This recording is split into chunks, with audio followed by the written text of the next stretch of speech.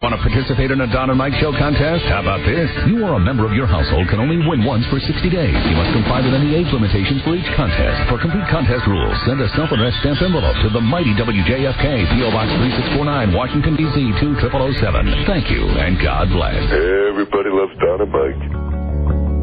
My name is Carl Rove. No, I'm sorry. We're going to do that later. Sometimes I just have to get stuff out of my system. Understood. Yeah, I do. I just felt like that's what he should sound like when you see him. Welcome to the Don and Mike Show. If you just found out the terrible news today, what we talked about all during yesterday's program, the passing of Frida, who was so close to all of us. Let me lay out what we're going to do on the show today. We have been given kind of a directive from our team leader, who is remarkably, at the time, was remarkably composed to be able to share his wishes with us, and we have deciphered those wishes as best we can, which was we are to do what we do, and that is try to offer you an entertaining program and try to get back to doing what we do best. But it has become very evident to me that people, especially the people that just heard about this today, still want to get a little bit of the venting, and we're going to allow you to do that. We took a lot of phone calls. Rob had made a suggestion earlier in the office as far as the calls that we take today.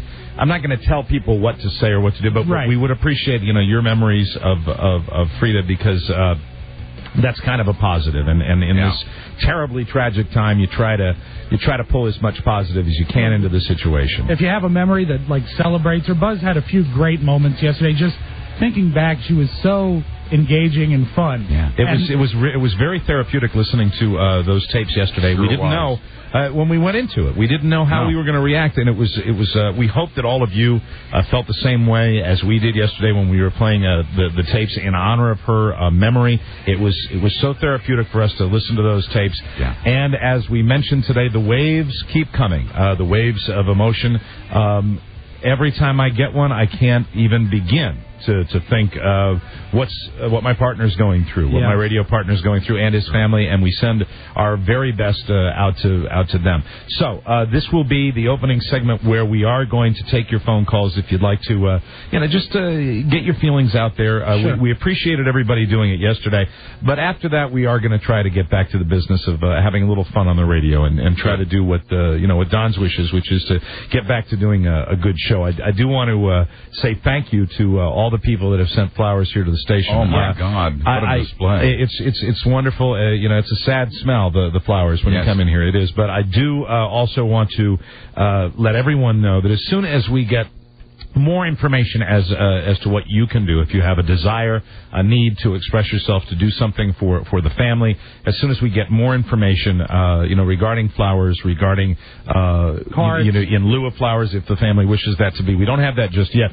I do want to tell everyone that cards and letters at this point should be sent to Source Family. That's SORCE Family, care of WJFK.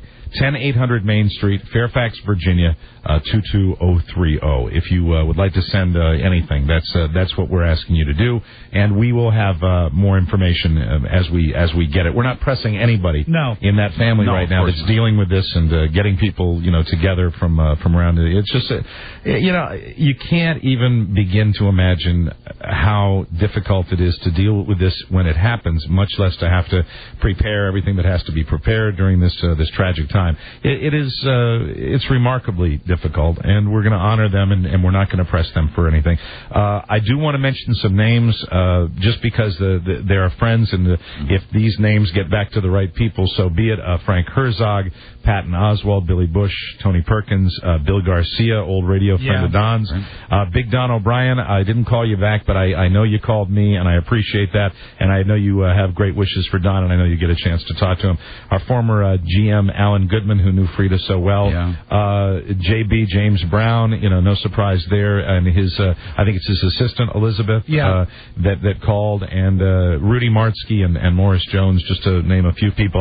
I've mentioned everybody, but we've gotten such an outpouring of sentiment and emotion. It's been wonderful, and I know it's made us feel better. And I hope, I know that Buzz, you had a chance to speak with Don earlier today, and I hope in some way it helps him. I know it's just it's the most unimaginable thing anybody can go through. It really is. There has been a great outpouring of love, and I told Don this, and I think he was certainly gratified to hear this. I could hear that wash over him at what you said is a very difficult time. Broadcasters from around the country. You know, Don knew just about everybody in radio. Absolutely. Sure. And we've heard from so many of them around the country and from listeners, all the wonderful listener comments, the emails, and everything from all over the country and even across the planet. Yeah, it's terrific. It's impressive. It makes us feel good, and I know that in this terrible time for the family, I know that the outpouring of love from people, it's got to, in some small way, help at this stage of the game. And you know what?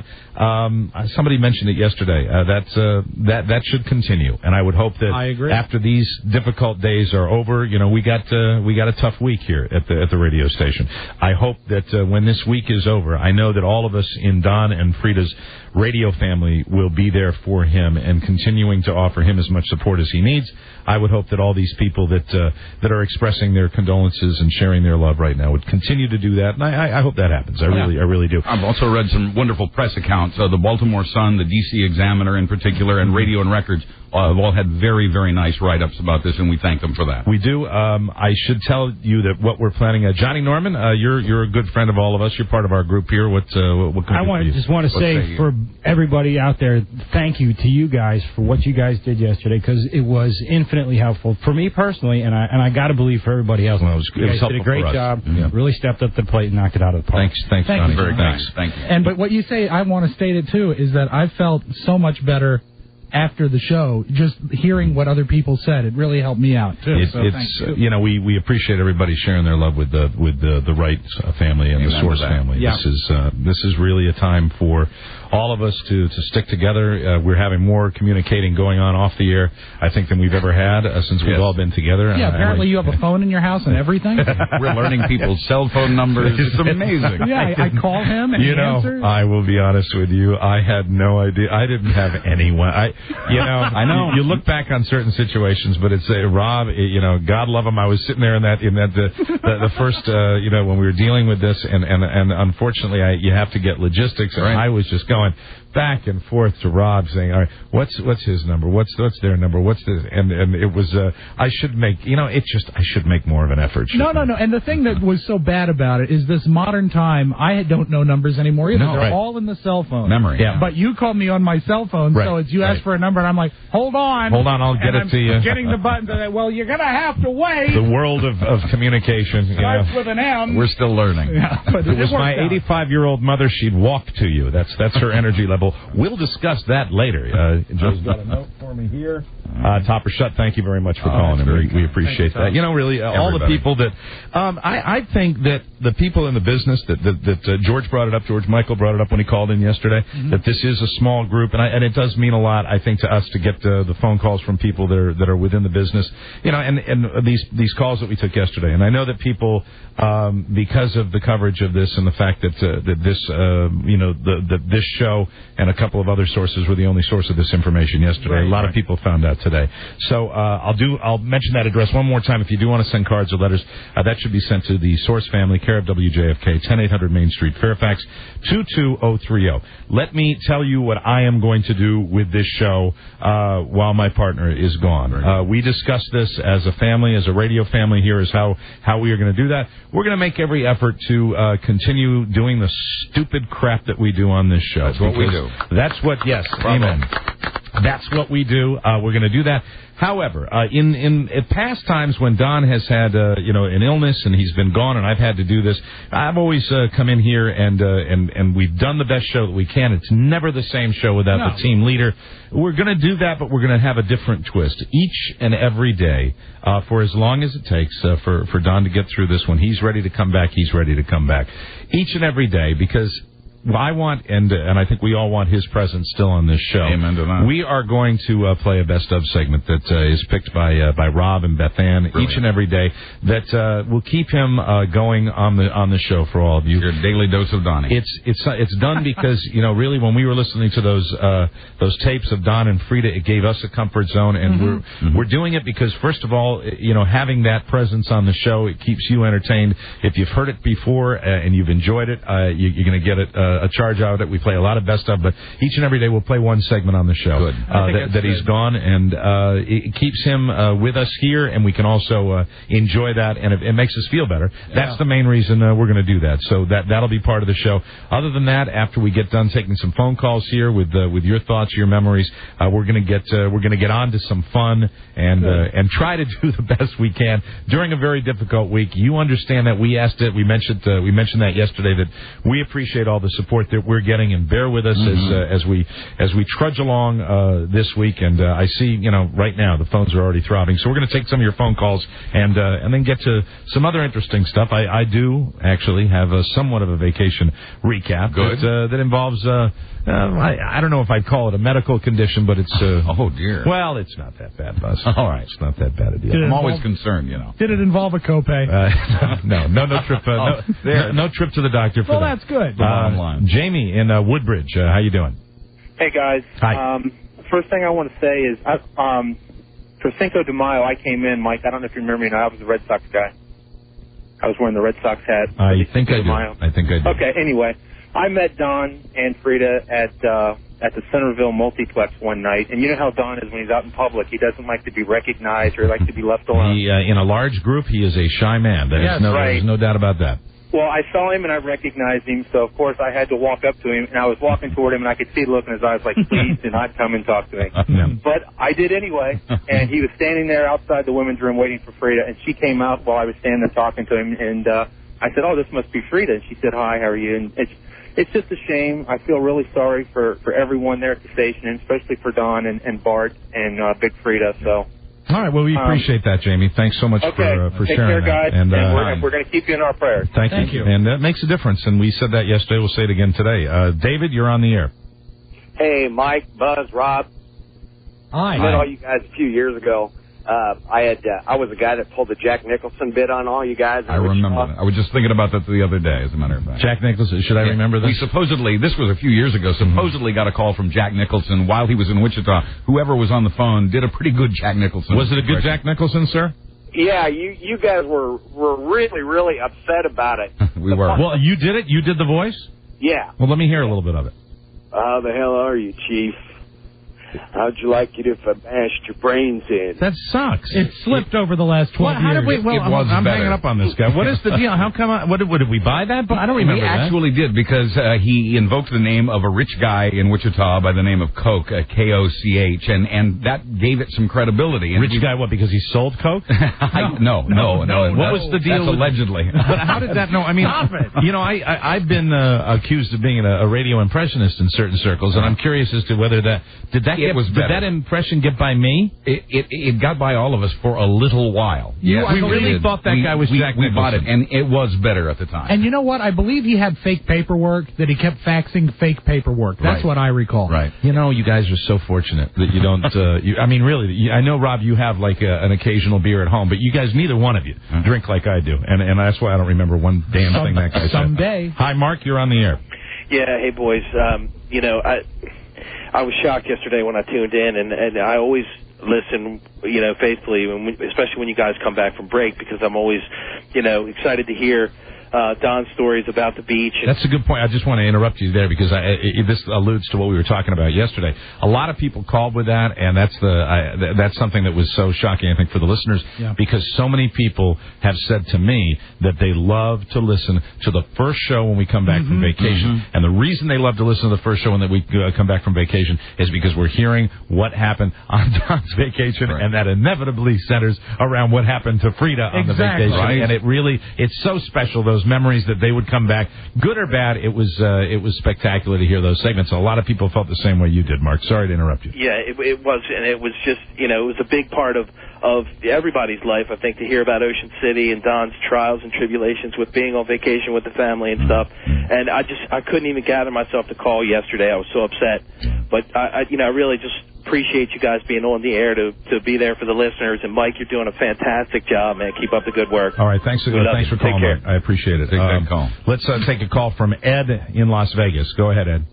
Hey, Mike. I've been a listener for about 7 years, and I've actually got my wife to start listening to the show, and she's a religious listener now. And I'd like to say... She's a religious listener, like she listens every day, or she happens to be a woman of faith who enjoys the show. She wears the rosary.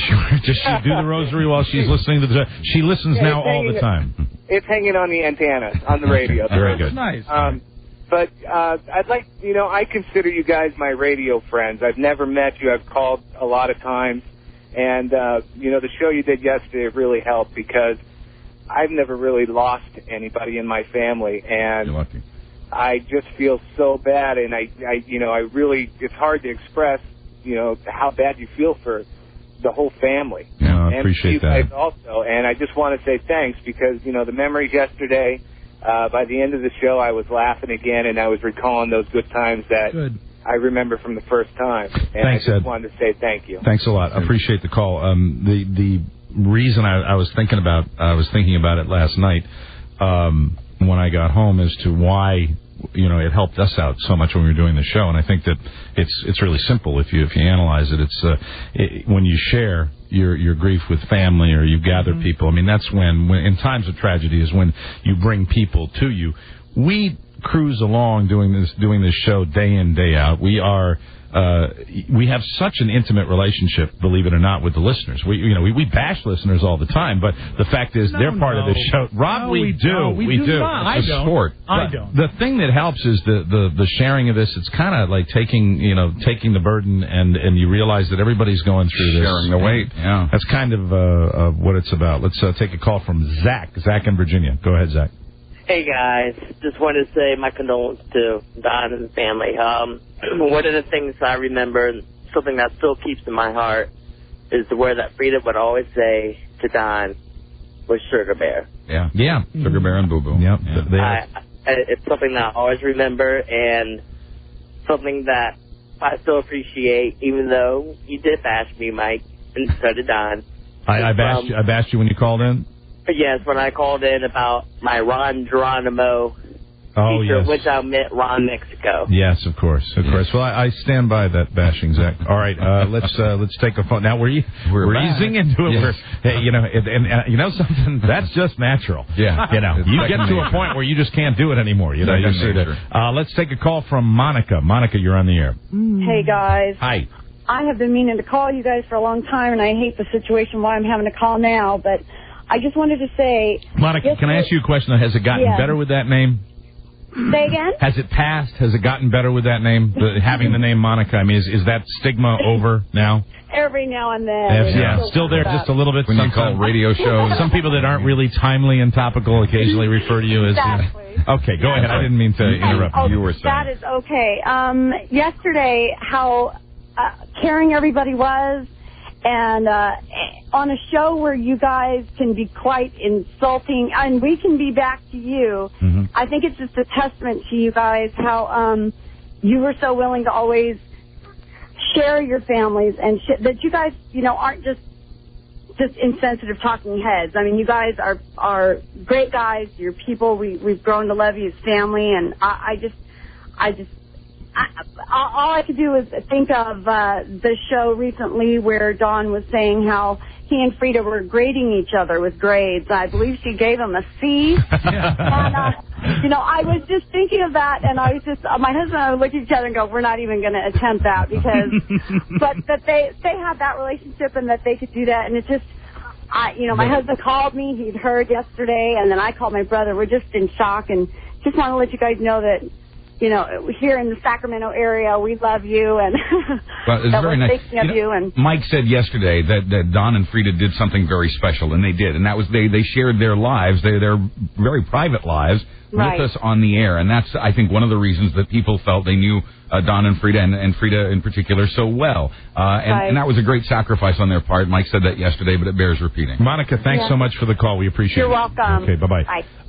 It really, when we come back from vacation, the first day back from vacation, I always would tell people privately, I would indicate that I've got another vacation day, because it would be, I really would feel that way on the show. Because, you want to talk about somebody who would do the heavy lifting on a particular day on the show, it would be Don coming back. And, the thing is, it's just human observation. He thinks that way. Yeah. He's got a Rolodex in his mind, and Frida would be such a large part of that, and he'd come back, and it would just be simple stuff, but you knew it was legit, and it's so real and so great, universally relatable. Everybody could relate to it. I think I don't know whether it's you or Beth Ann, and I think the advice to us yesterday when we were coming here doing the show the whole week, and what we should always do is just keep it real, and that's what we're trying to do, and that's another reason why I think. Yes, it's the directive to get back to doing fun stuff and being funny and lightening the week up as much as we can. We're going to do that. It also feels like that's real, and it's feeling better, and we're trying to get through this as best we can. Dave from Buzz's hometown of Wichita, you're on the air. Hi, guys. Hi. I just wanted to take just a second. I never call in on radio shows, and I don't know. Yes, and it's strange that we have to say that. Commended for that. We really do appreciate it. Although we rely on phone calls, somehow we appreciate people like you. Yeah. Well, I just enjoy what you do. All of you are friendly voices. It's always a pleasure to tune in. If I'm out of town, I lived outside Wichita for a year, and I didn't get to hear you. And it was always such a joy to come back, hear your voices, and hear the stories and all that. And there isn't anything I can say that expresses how sorry I am and how deeply I'm moved by the loss of Frida. And, I don't know her. She wouldn't know me from Adam, but all indications are she was a marvelous woman, and she will be extraordinarily missed, I'm sure. Thank you, Dave. Right about that. Thank you so much for the call. We appreciate that. Jim, you're on the air. Hey, guys. Hi. I'm sorry about everything that's happened. You guys are a big part of our lives. When you hurt, we hurt. We love you very much. All right, thank you, Jim. Thank you. We appreciate that. It is helpful. It is helpful for us, and it's also, I think if the team leader was here, he would be wanting us to move back to do what we're doing. Stop to this immediately. I think that's really. But we know that there is a need for people to get this out of their system, and I just want in this first break today, I want people to be able to do that. Karen, you're and now this isn't Rob's Karen, is it? Is this? Excuse me, I burped. I'm sorry. That was terrible. That was not being overly emotional like yesterday. You're being real. Excuse me. Being real. I drank my Aquafina too fast there. Karen, are you Rob's Karen? No, I'm Karen Walker. Okay. Of course. Hi. Hi, Karen Walker. How are you? Oh, well, that's why I've never called, because I knew that I would get something. Now, Karen, I'm sorry. I'm just doing my job, but go ahead, Karen. We're just trying to cope. The reason I'm calling, I'm not in your demographics when it comes to ratings.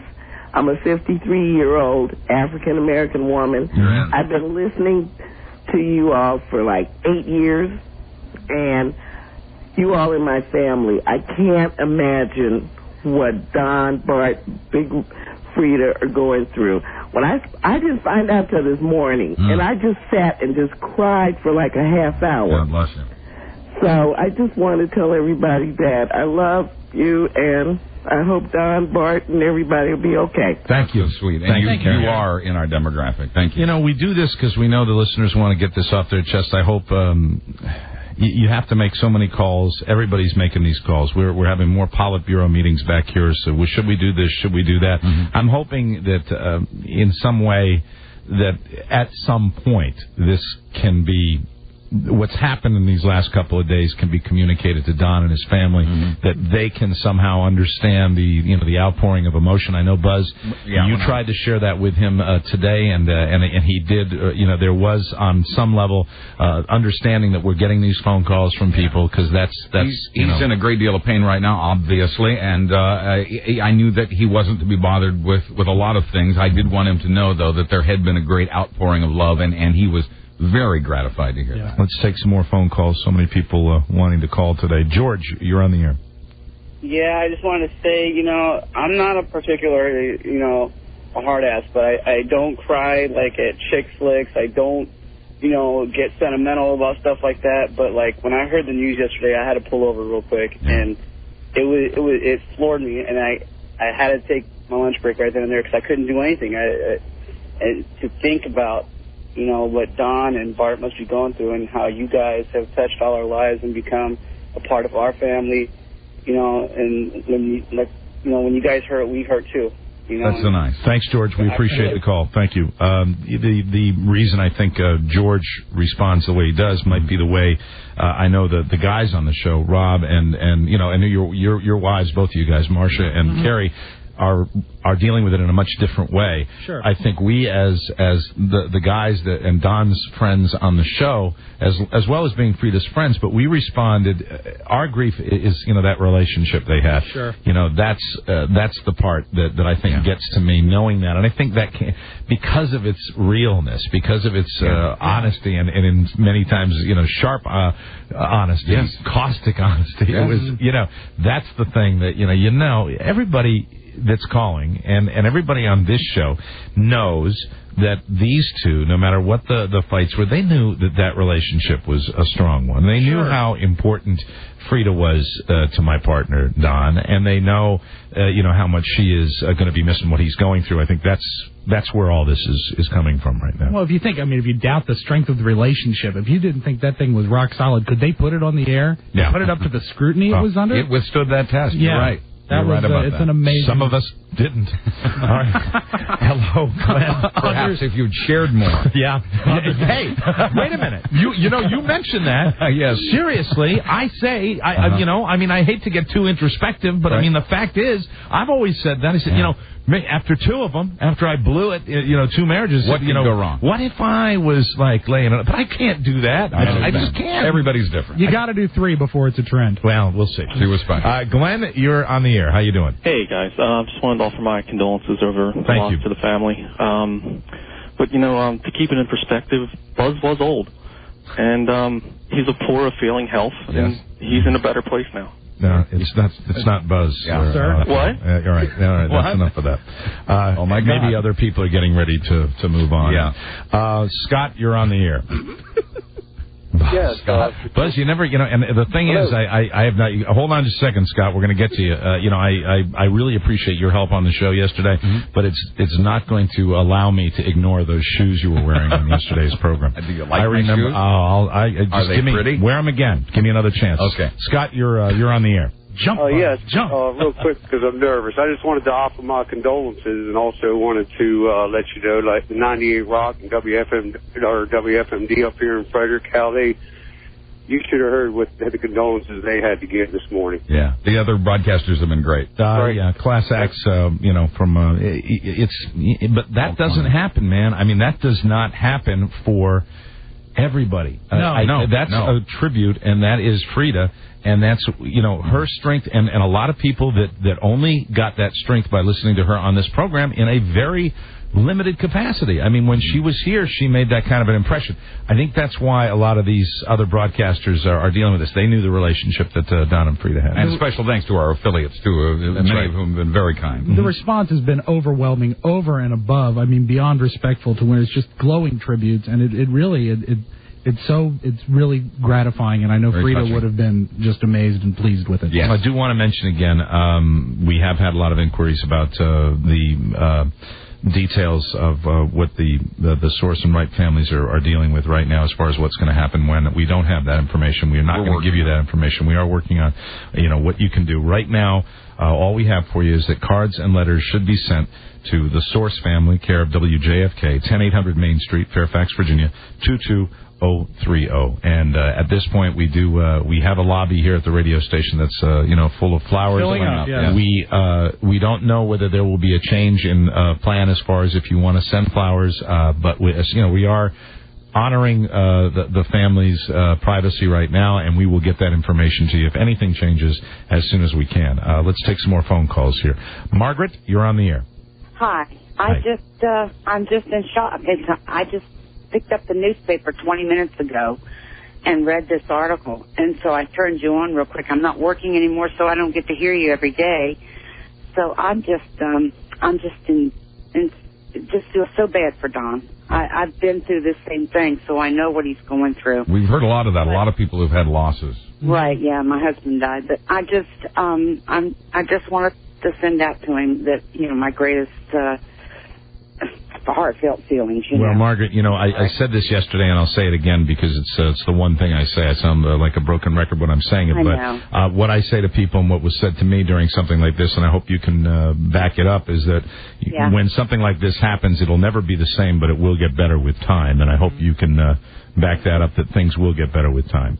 It'll get better with time, but it never goes away. Never goes away. That's right. But it will get better with time. Okay. Thank you, Margaret. Thank you.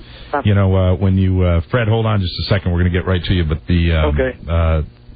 that is really the theme that I've been sharing with everybody, because I hope that's the case. I know look, for us, let's be honest, it's a different situation for us. People that walk up and want to say, hey, how sorry we are. Are we dealing with a loss of a tragic loss? Yeah, but we are not nearly dealing with what Don and his son and his family are dealing with right now. And that is my prayer for that family, is that with the time that it will never be the same, but it will get better. Hello, Fred. You're on the air. How you doing, guys? I'll tell you what, the thing about her most, for me, was having listened to her for so many years, and her voice, for some reason, to me, made her sound a little bit older on the radio. Mm-hmm. And when you guys put the website up, you got to realize what a beautiful woman she was. She'd call you on that, Fred. She would call you on that if she was here right now. If you were saying she sounded old. Okay, she was beautiful. There we go. All right. I'm doing it. If Frida was sitting right here, that's what she'd want me to do, so I was calling you on that. You're right. I looked up for the hotline line. That's right. And you guys, it always seemed like, no disrespect, but you always kind of sucked up to her and she loved it. Yeah, well, it worked. No disrespect. Mike, she kept you in check, homeboy. I don't care what you say. I know she did. I never said anything of the contrary. I know she kept me in check. She did. She constantly. I hung up on that. She was a beautiful woman, no doubt about that. Yeah, and he will continue. It's a suck up, and I know you will, Buzz. Sure. And Fred sounded old. Fred, she wouldn't have liked that. As well, she was beautiful. But Fred did not sound beautiful. Let's take another call. This is Jonathan. Go ahead, Jonathan. Hey, guys. I want to say how you're doing, but that's obvious. I got three things I want to say about this.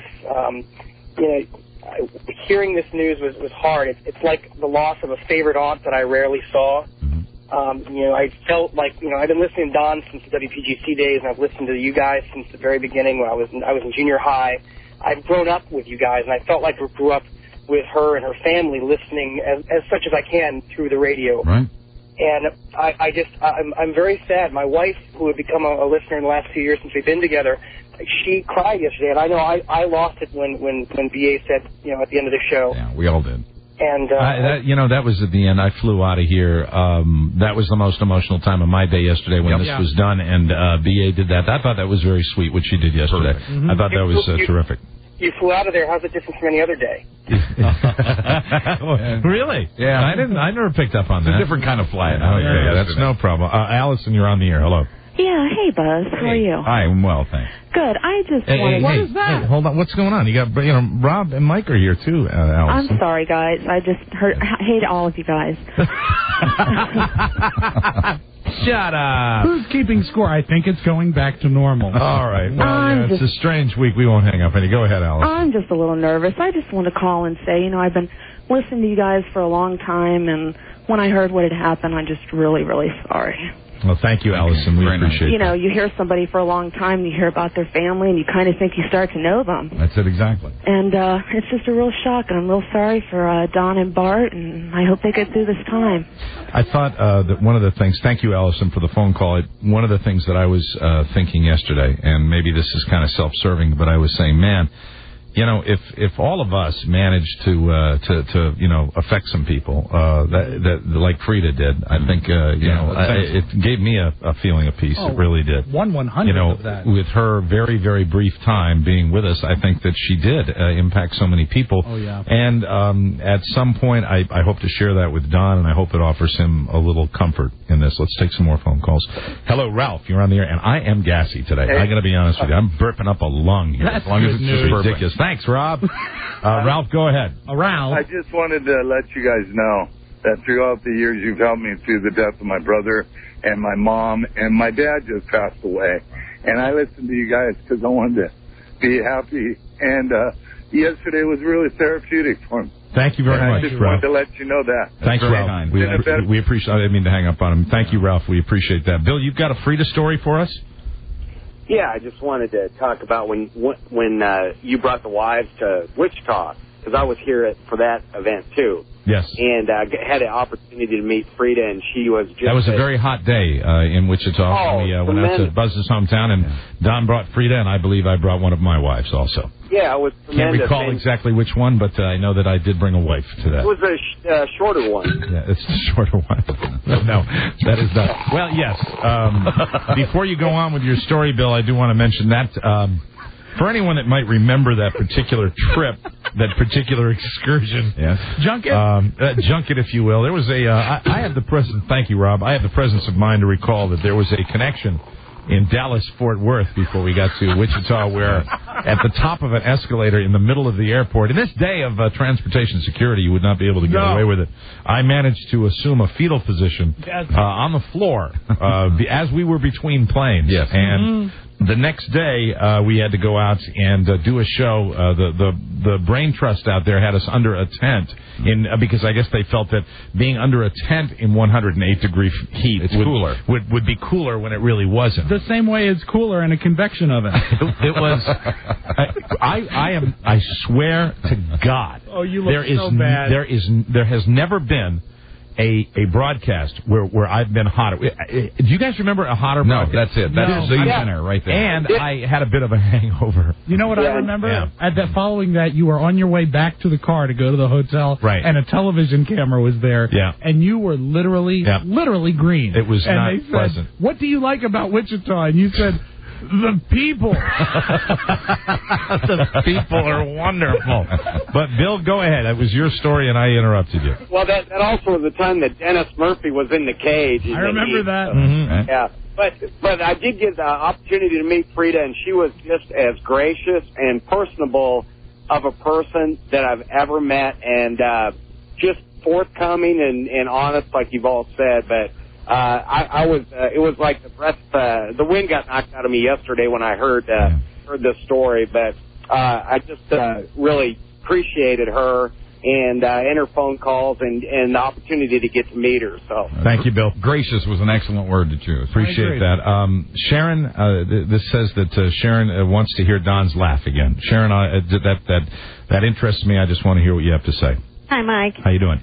I've listened to your show since Bart was a little guy of 5 years old, and I've only ever called in once before, and that was to defend Robbie from some evil speakers who didn't like Rob's laugh and said, no, it was goofy laughs, tell him to stop. Let me double check. You called to defend Rob? I did, and actually spoke with Rob on the phone because you and Don just said, here, talk to him yourself. Yeah. So, and here he is now, isn't that something? Yeah. And now, as much as I love Rob's laugh, and I still do Rob, I would love for all the world to hear Don laugh right now. You will again someday. Yeah, I know that I will. Thank you very much. We appreciate that, and I know that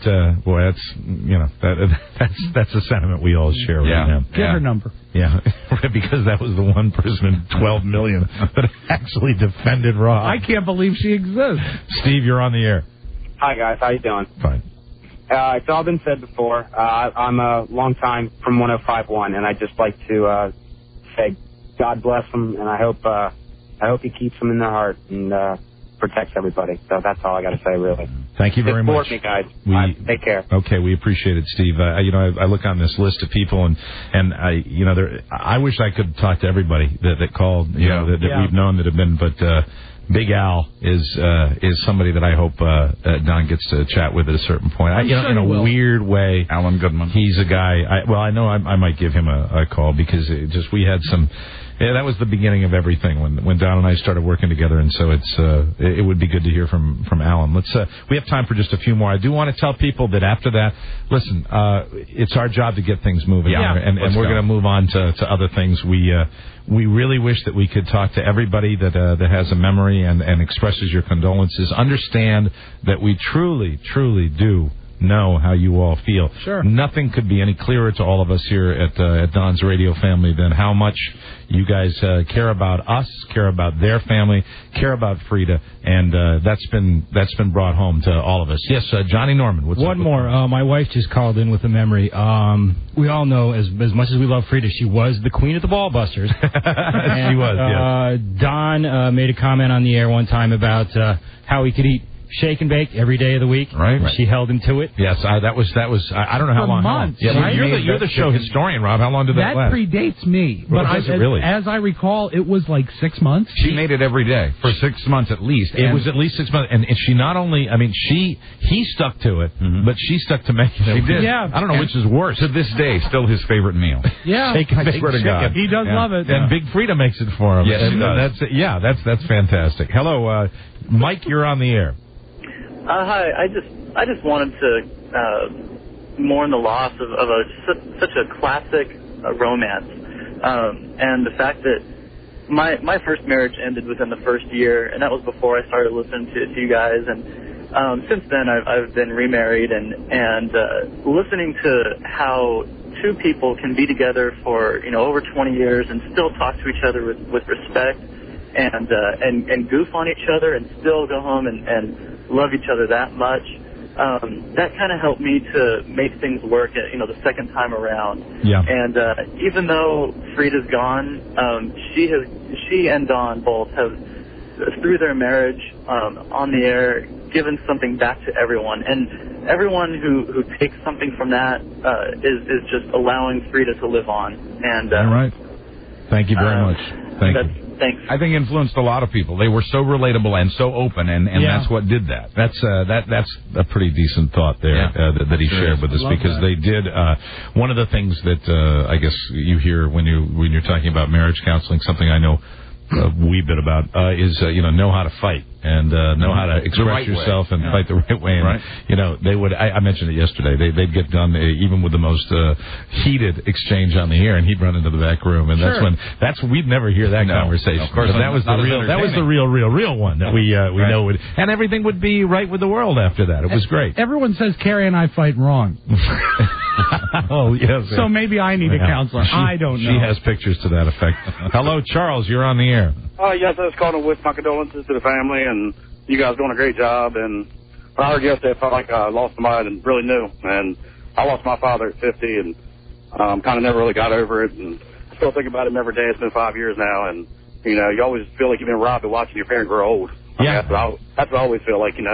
Sure. I still have two grandparents, and I think my father's gone already. Yeah, it's very tough. I think about the fact that I lost my mom when I was 25 years old, and she was only 47. And Bart is 20 years old, and his mother was 50. Yeah. And it took me 10 years, 20 years, a very, very, very long time just to deal with that and to get past it. So our thoughts have to be with Bart as well. Absolutely. Yeah, and we don't have any more. We have lots of phone calls, but we've got no names up on the board, and I'm going to take that cue to tell all of you that from all of us, Mike, Rob, and Buzz, this I hope has done something to help this family get through this. I hope that at a certain time that someone can pass along what yesterday and what the first part of today meant to all of us, and how much you've shown your love for this family. It helps, and I know you'd all like to do that. If you have, a Freedom memory, you wanted something that's. I'm gonna offer this instruction at this stage of the game. Good. We will be taking phone calls, of course, as we always do throughout the show. If you want to call about Frida, we know you feel the condolences, and we know it's a sad time for you, but at this stage of the game, we are going to attempt to move forward. We're going to attempt to move on. If you would like to say something, about Frida or some recollection you have, I would urge you, at this stage of the game, we're going to try to keep it light. And if you have a good memory, one of the, like John Norman came in with, this was Rob's suggestion earlier, we'd love to hear it, but make sure it's something that we can celebrate her life and keep something it light. A little fun. She was a fun lady. She was. She really was. And it's so funny when John Norman comes in and says Queen of the Ballbusters, because it was great. Yeah. And nobody enjoyed it more than when somebody else was getting it on this show, and it wasn't one of us, and we could look at the other guy eye and say, ha, ha, you blew it. And boy, I think it might have even happened to you once or twice, and I know that was my single happiest moment when that would happen. I'm glad that could bring you joy. When you would be getting it, Burbank, you know, because she would normally be on the phone. She wouldn't be in here to look at your gray sneakers. So she would, you know, she'd sit there and let you have it. And man, I dug that. I really did. They're silvery. They're silvery. Sure. Sort of a pewter. Really, I mean, it looks like, you know, you're out of a scene from Zoolander when you're walking around. See, I don't get that. Everyone else, normal people, they like my shoes. Oh, you mean what, the chicks in the sales office, the hot chicks and the babes back there? Let's start there. Yeah, the world's greatest nearsighted sales department. Hey. Well, thank you for everybody that called in with these, and we'll still take your positive memories, your lighthearted memories of a great life taken too early, and what she brought to this show, because there's so many funny moments, so many great moments. Yep. And we're going to talk about a lot of other stuff. I've got to tell you just a few things about my vacation, not the least of which was an underwear change. I mean, a clothing modification. I hope more than one. That has resulted. Well, it's rustic, Rob. It's Maine. Looks like rust. I'd like maybe to discuss that a bit, give your advice and deal with that. But this is the Don and Mike Show. As I mentioned before, later in the broadcast, we will be playing a best-of segment that features Don. We're going to do that every single day until our team leader comes back. So thanks again for your calls. More coming up on the Don and Mike Show. This is the Don and Mike Show. Did you ever suck the jelly out of a jelly donut and then fill it with chocolate swirl ice cream? I like to stuff a jelly donut with Reese's peanut butter cup, then put it in a warm oven and let the chocolate and everything melt into the dough. How about peanut butter and jelly on a chocolate-covered graham cracker? With thin layers of banana on top. At Crohn's, they got chocolate-covered orange wedges. The juice just dribbles down your chin. Junior, could I have just a drop of honey in this, please? Just a drop. A wedge of the actual fruit is covered with that thick, dark chocolate. You know? Oh, boy. How'd you like to stuff one of them in a donut? The Don and Mike Show. The masters of the triple entendre, Don and Mike. See, Rob goes a little longer with the tapes than when our team leader's here, and sometimes I forget those segments. Did you ever suck the jelly out of? Just a drop, Junior. I did a donut on the vacation. I may have done too. What vacations are for? Yes. Is it hot enough for you? How are you anyway? No, we've mentioned that not the easiest of weeks for anybody, but I'll tell you it's wonderful to come down to your house in this wonderful weather that we have here in Washington, D.C., and it is, what was it yesterday, 98 or 97 degrees? 98, I think. 98, maybe. You know, It's not the heat, it's the humidity. I know it was 88 after dark. So that gives you an idea of how cool speaking it of was. after dark, Rob, that's what my upstairs was, because, yes, the air conditioning in my house, gone. Wow. Out yesterday. And I guess in ye old days, I mean, I live in an old house. I live in a house that's been around since 1903. But so I should. But they've modernized it, and they put the little thingies, the doohickeys, the vents. The vents. They put that with the central air conditioning. So it's not the original unit. It is not. It's not the one they used in 1900. Runs on ice, which was like a trapped eagle flapping its wings over a block of ice back in the ye old days. No, this was on over the weekend, right at the end of vacation. I actually thought I heard somebody on a motorcycle out in the backyard. So being the biker nut that I am, I decided that I'd spring to the window and open it up. And I opened up the window just to check it out. And actually it was my next door neighbor who had a motorcycle and was just revving. And so I walked away from the window and left it up and went away for the day, came back, and the house was just completely overwhelmed with stifling heat. Mm-hmm. And this is not fixed yet. So I don't know what it is. It's a frozen condenser or something like that. Overwork the condenser. No, wait. I thought when it's hot, maybe I'm an idiot when it comes to this. When it's hot, you're supposed to have the air conditioning counter the heat, and because it's hot, the whole concept of an air conditioner freezing doesn't make sense to me. Well, because it's working to cool your house when it's hot, and because it's hot, why should it freeze? Why the hell is it freezing? We just had a brand new system. Everything replaced at my house this spring. You live in a pretty old house. 1939. Okay. Yeah, so, I mean, we've been through, this is our second air conditioner. Mm-hmm. And they said, ideally, the air conditioner... It's funny, your politics are 1939, too. Yeah, that's very true. Very unique. But the air conditioner is domestic. Okay. The politics are foreign. Yes, I understand. The air conditioners, repairman said, air conditioners work best when it's cool outside. That's the same kind of thing that my guy, the repair guy, said. He said he fixed it today. So technically, when I get home, it should be normal. But the temperature upstairs today, he said, when he got it working again, was 88 degrees. Inside? Upstairs, yes. Yeah. Upstairs. I've got that. I got that two-zone stuff. You let a warm front into your house by that window that was open, and that was warm, humid air. And the air conditioning works on the principle of dehumidification, so it attracted all of that moisture that got into the house, and it's the moisture that froze, and then the ice is what jammed or ruined the air conditioner. Am I supposed to believe him when he's talking like that? It sounds right, but if what he's saying is true, you're going to have a thunderstorm at the foot of your steps. That's what happened. The thing about it was it compounded a problem that developed on the vacation for me. Wow. I have to tell you, I had a decent experience with my family, which is rare. Usually I was very uptight going in. I was uptight because it was going to be the longest sustained period of time that I spent with my family that I've had in years. I mean, it really was going to be a long time up in Maine, the great pine tree state, with my family up there. Is this the extended family or just you and the kids? It was me. People? I brought the kids. I brought my kids up there. My mom was there. My sister was there. Her husband, who's smarter than me, was there. How do you know he's smarter than you? My cousin Teddy, who I've mentioned before, from Portland, Maine. He was there. His wife was there. Wow. His new baby was there. My girlfriend arrived up there.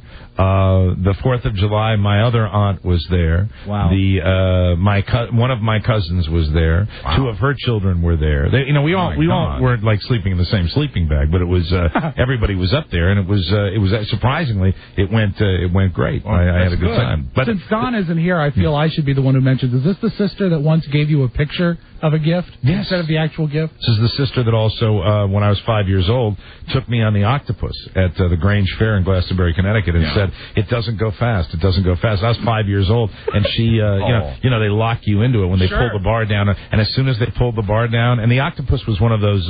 What's it comparable to? There are other names for it.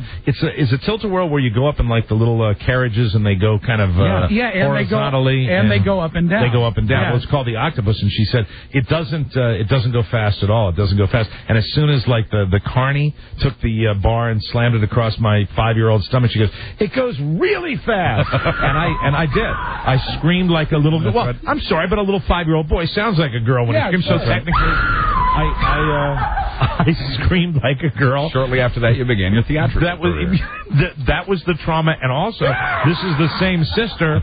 This is the same sister who, when I was 13, I had just learned to ski. Well, I was going to learn to ski. Took me to, what the hell was the name of the place? Powder Ridge. Oh, now does that not have the name of? It's really not a mountain. Yeah. It's not a mountain. It's Powder Ridge. It sounds like a theme park. Come to Powder Ridge. Powder Ridge was in Connecticut, which is really not known, for its alpine. It's not known for its alpine. Were all the lodges booked in the Midwest? Powder Ridge was really close to my house, and it was basically a hill, and I think it had a rope tow, but it was big enough where at 13 years old, as I was still crying like a girl, she went up there, my sister went up with Tommy McCabe and Kathy, and Tommy was a little bit older and obviously just had a little more motor coordination than I had. Right. And Tommy McCabe and my sister Kathy left me down at the bottom of the slope, and she said to me, "We're going to go do some skiing. Why don't you work on, that thing where if you're skiing, you go up the side of the mountain sideways? The herringbone. I don't know what the hell it is. Right? Yeah, but it's a herringbone pattern. Pissed me off. I don't mind telling you. And she said, "We're going to go skiing." I was on the bottom of the mountain doing the herringbone or whatever the hell it is. Right. Well, there's the snowplow, too, with the herringbone. You go snow. I was doing that by myself. She said, "I think a ski instructor will be coming by shortly." And she went up to the top of the mountain on Powder Ridge, or the hill, I should say. It was a big hill. Yeah. To me, it looked like a mountain. And she's up there all day. This is the same. And so you're alone just herringboning down there? No, it's not retarded. It's my only sister. But you've forgiven her. Not really. This is the sister also who... God, I feel like I'm purging right now. Doesn't seem like it. Maybe it's a date event. This is the same sister, since you bring it up, Rob, that greeted me at the door when I was playing hockey on the pond next to my house. The same sister who, when I had to go and I came up the hill with my skates on, and it was, occasionally when you're experiencing that, it comes upon you in such a way that as soon as you feel the need, you have to take care of the need. But I had the presence of mind in my skates to climb up the little bank that was in back of my house, knock on the door, and it's the same sister who would not allow me to walk across the carpeted. Now, I'm emphasizing we had a little, carpet in the house, so I could have done it. And, yes, I would have had to walk across the Formica linoleum, what the hell it is, kitchen, to get to the bathroom. But she wouldn't let me do that when she was there. She said, no, I won't let you do that until you take off your skates. She wouldn't let you satisfy your urgency. This is the big three. I'm giving you all the big three here. And after that, I sat Indians. She was babysitting for me.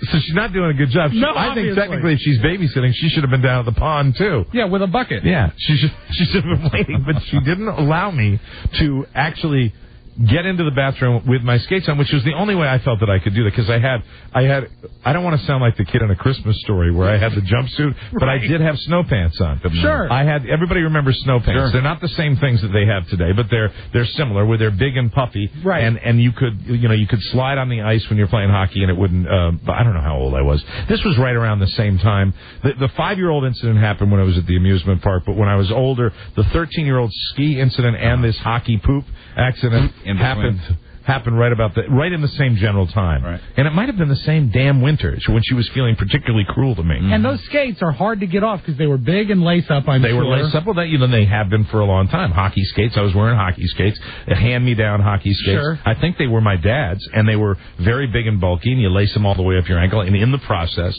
of taking off the hockey skates, I was unfortunately overcome by the call. And she, I know to this day that she, although I don't think she ever helped me with it. I had to deal with it myself, but I didn't want to. She was my older sister. That's kind of gross. The snow pants. But she was, I think she was pretending to be appalled, but I know that quietly she was amused and she thought it's the funniest thing because she wouldn't have brought it up over and over and over again. Oh, she continued to bring it up? Yeah, I mean, it stopped about 20 years ago, but I mean, it was quite a little trauma for me. And then, when the folks came home and it was just like, what is with these snow pants? I said, that's the deal. I was talking that about, isn't goose down. I don't do this whole arranging thing. I was talking about the heat in my house. That's how this whole thing started. My sister's fine. Thank you for asking. Well, so you got along with her and everybody else there over your vacation.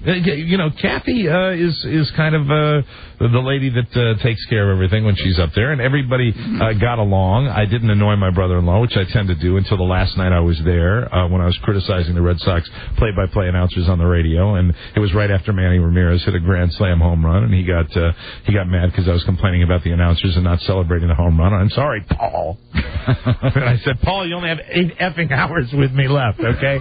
Deal with it, okay? I'm leaving in 8 hours. You can handle it. Shut up, Paul. Take off your skates. I really said that, and that was the only, really, of the entire vacation. That was the only moment where I thought there was tension. I think it wasn't because I was making any kind of super effort or anything like that. It was that everybody was kind of chilling. And that's a lot of people to pull off without a big blow-up. The only thing that really irritated me, and this is where you have to pull back. Anybody that has older relatives knows this. I have an 85-year-old mom now who is, thank God, she's doing very well, but doing so well that it pisses me off because the energy level. Well, look, when I'm on a vacation, I don't think it's any secret anybody that observes my behavior in the radio station. What I like to do is I enjoy my sedentary lifestyle. Here. I occasionally, hey, look, Buzz and I learned to ride a motorcycle. That's true. And I occasionally go out and play golf. I like to do some boating. That's another part of my vacation that actually was almost in the adventuresome category. But let me just talk about my mom for a moment. Okay. She's 85. And I think at 85, it's very important to slow down just a wee bit and not be so unbelievably energetic that it gets your 46-year-old son pissed because you have more energy than young women that are in the house. And it's just, she is phenomenal. That is amazing. No, it goes. We're up at. First of all, she gets up at 4:30 in the morning. I am not lying about this. And old people do that. We have the big old creaking house up in Maine without air conditioning, just like my house down here. But up in Maine, it really doesn't matter that much. It matters, when you're down in Virginia and you hear the. And is the plumbing noisy also? No, this isn't plumbing. This is her. Just walking. This is her padding around downstairs when she's doing her little thing. She is going, and she's up, and I don't know what she's up to, but you can hear the.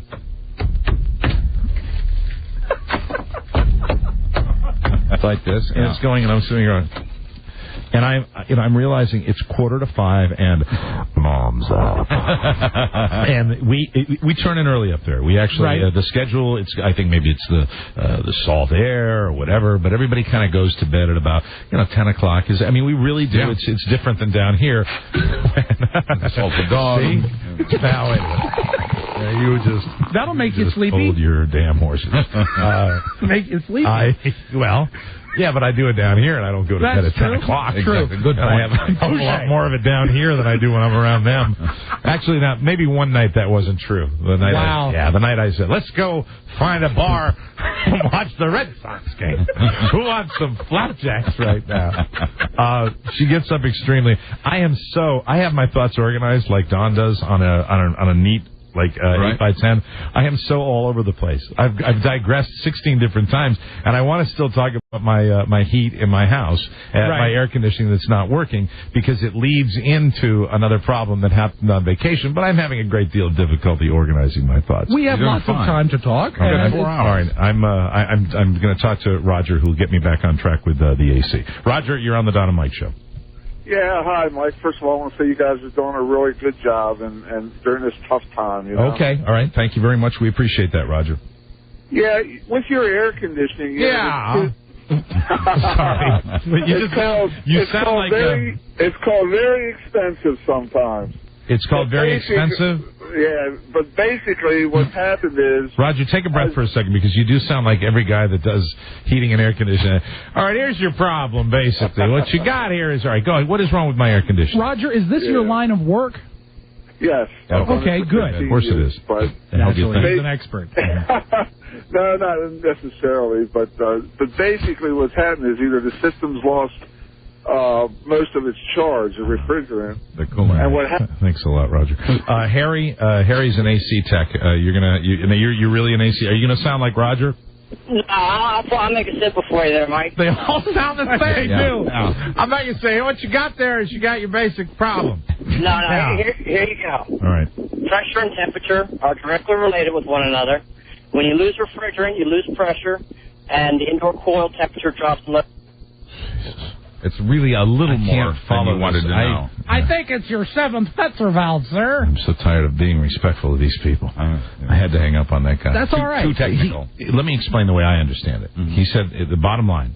Bottom line, huh? You're a bottom line guy? The guy that came out today said it froze over. He gave it 24 hours to unfreeze. Mm-hmm. Then he said, did you change the filter upstairs? I said, well, that was one of the things I did, but it still didn't work. He said, well, one of the reasons that the system froze was because you hadn't changed your filter, which I hadn't done. And that, incidentally, that's a pretty sight. Was it clogged? When you realize that dust is 90% skin, that's right, and you take the filter out, that's just a lovely experience. And it was clogged. It was very dirty. Do you use the good filters? What do you mean? Like a 3M brand filter, the expensive kind of filter? This is where Rob's retail background comes into. Yeah, they're excellent. They're worth the extra money. I think maybe that it might have been 3M. I'll check tonight. Is it blue? Yeah. It's not 3M then. Change it once a month. And get a good one, change it once a month. You'll have less dusting to do in your house, That's actually. True. And your allergies will be So the blue one's not the good one? No. How do you, is there just two? Well, there's the I think it's called Filtrete. Isn't it called Filtrete? That's a good one? That's a white one? It's like $9 as opposed to like 80 cents, but they are about 5 times more effective. All right, this one was blue, but it had like this triangular... okay. It had a triangular area of the dust where it was clogged, and then it was clear above and below, but it looked like one area, but it still was clogged that up. sounds like it was a good one. Yeah. But you still need to change them once a month. All right. Yeah. Well, the bottom line is it was hot, and the guy told me today that because I had changed the filter, thank you, that once the thing thawed out, and because the filter had been changed, that it was now blowing cold air. I double-checked it. It was blowing when I left. Yay. However, it was blowing when I left. Yes. Oh, someday. The good old days. Yes. I do miss them. Be easier to do what we were doing right now. We could be much dirtier. It would. We could get through this easier if we were much dirtier. We need that. But the thing is, the cold air was coming through, and last night, I think maybe because of the nature of the whole day that we had, I sacked out about 9:15, and I sacked out in the 85 degree. I didn't go downstairs. I didn't want to sleep on a couch last night. It's Johnny Dehydro. You have to make the choice. You have to make the choice of whether you go to the bedroom or whether you go to the couch and be comfortable, or you go and you sweat in the... Well, I went upstairs because I was tired, and but when you wake up at 4 o'clock in the morning in that particular circumstance, and your body has been contorted, things are not... was it cooler? It was wet. Is it cooler now? No. It still isn't cool. He said the heat in the house that's upstairs in the house is going to take a long time to... That's true. And don't open a window, though. It compounded another issue that I'm going to have to discuss. Right. And that concerned Maine. That started up in Maine with a wardrobe change that I decided to. I was at that... Something spangly? I'll discuss that with you. We have one more air conditioning man. We're going to take a break, and then when we come back, I'll tell you about that. Hello, Chris. You're on the Don and Mike Show. The two guys that you just talked to earlier, they're refrigerator repairmen. Does that mean that they show crack? Hello? He just hung up. I think you frightened him somehow. I don't know What is the great cliche of the refrigerator repairman? The Dan Aykroyd crack. You're sitting there. What are you told if the pants slide down? You're repairing, so you look like a refrigerator repair. It supposedly is fixed. I will give you an update tomorrow. I offer you this. I think that the guy was snowing you a little bit. I don't think he needed 24 hours for it to thaw. I'll give you something, Mr. Man. He didn't charge me. Well, of course not. He had another call. No, but he didn't charge me. The guy was out there twice, and he said, I'm going to let the thing thaw.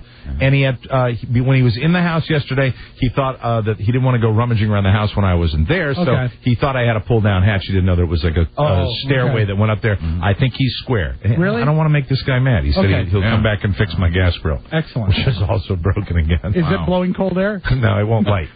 It won't light because... Just leave it on. It won't light because the sparker things are rusted. They wear out. Oh, yeah. Because some people, responsible homeowners, put a plastic tarp on their gas grills. Yes, to protect the irresponsible homeowners let them sit. And look at them and go, stainless steel, the fancy one. That's not going to be bad. That'll be fine. No problem at all. You can use your old air conditioner filters for kindling and start a fire. No, what he said is I can take one of them long... A Scripto. One of those long things. A Scripto thingy, yeah. What's it called? A Scripto. He pretends he doesn't know, but he knows all the details. He said I could light it manually. Yeah, but that's not what you want. So I'm very happy about that. You need an electronic igniter. But before I left on vacation, I made a wardrobe change. I think that contributed to some issue that I had. His silvery shoes. Before we go to break, I said this all day. We got a positive story, a nice memory of Frida. We got Deborah on the line. Hi, Deborah. How are you? I'm good. Thank you so much for taking my call. No problem. I met all of you at a bar called Wet. It's a gay man's bar. Yeah, I remember it well. Was that the one was that where I was paying the bet off? That's right. Exactly. It was hilarious. Oh, boy. It was big fun. I remember it like it was yesterday. I got to see Frida and Buzz's wife point and giggle at those screens with those naked men.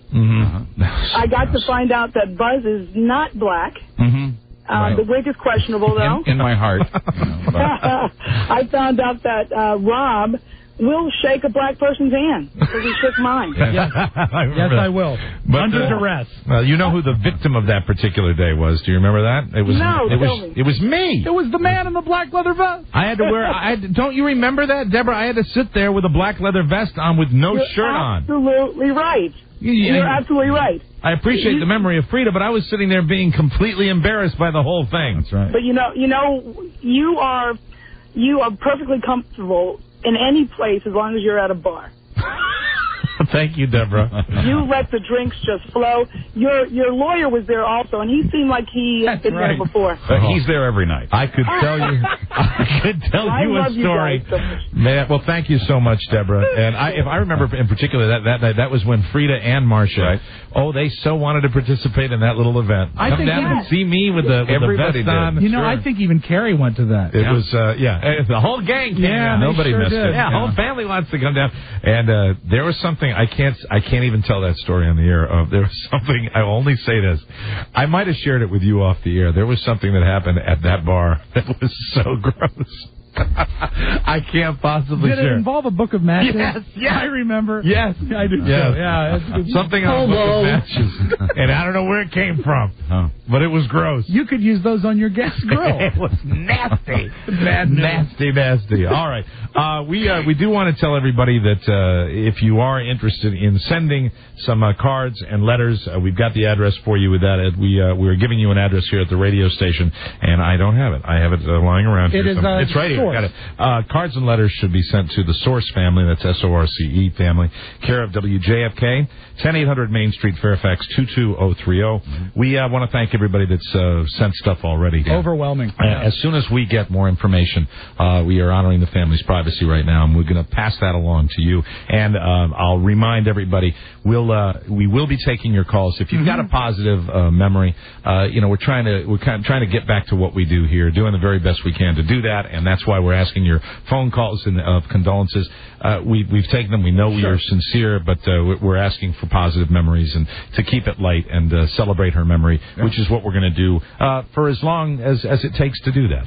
That's what we're going to do on the show. And coming up, I think we might get one of those best of segments. Let's do that next. We've done, and I'll also tell you about my crotch issue. Got to hear it. Oh, now you're getting more specific. Yeah, well, I have to do it. I thought it was something like Bob Mackey related. It is. It's a wardrobe malfunction that resulted in a crotch problem. Don't hold it back. All right. We'll be right back on the Don and Mike Show.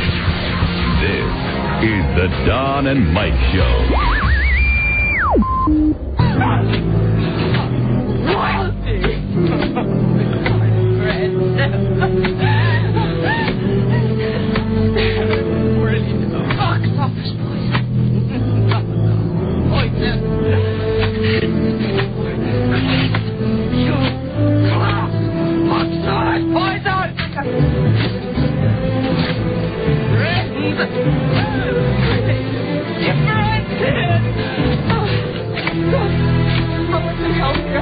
I want all of these branches cleared out of here now. Caroline and Christopher, start clearing away all these branches. Start gathering them up. Go and get the wheelbarrow and the rake.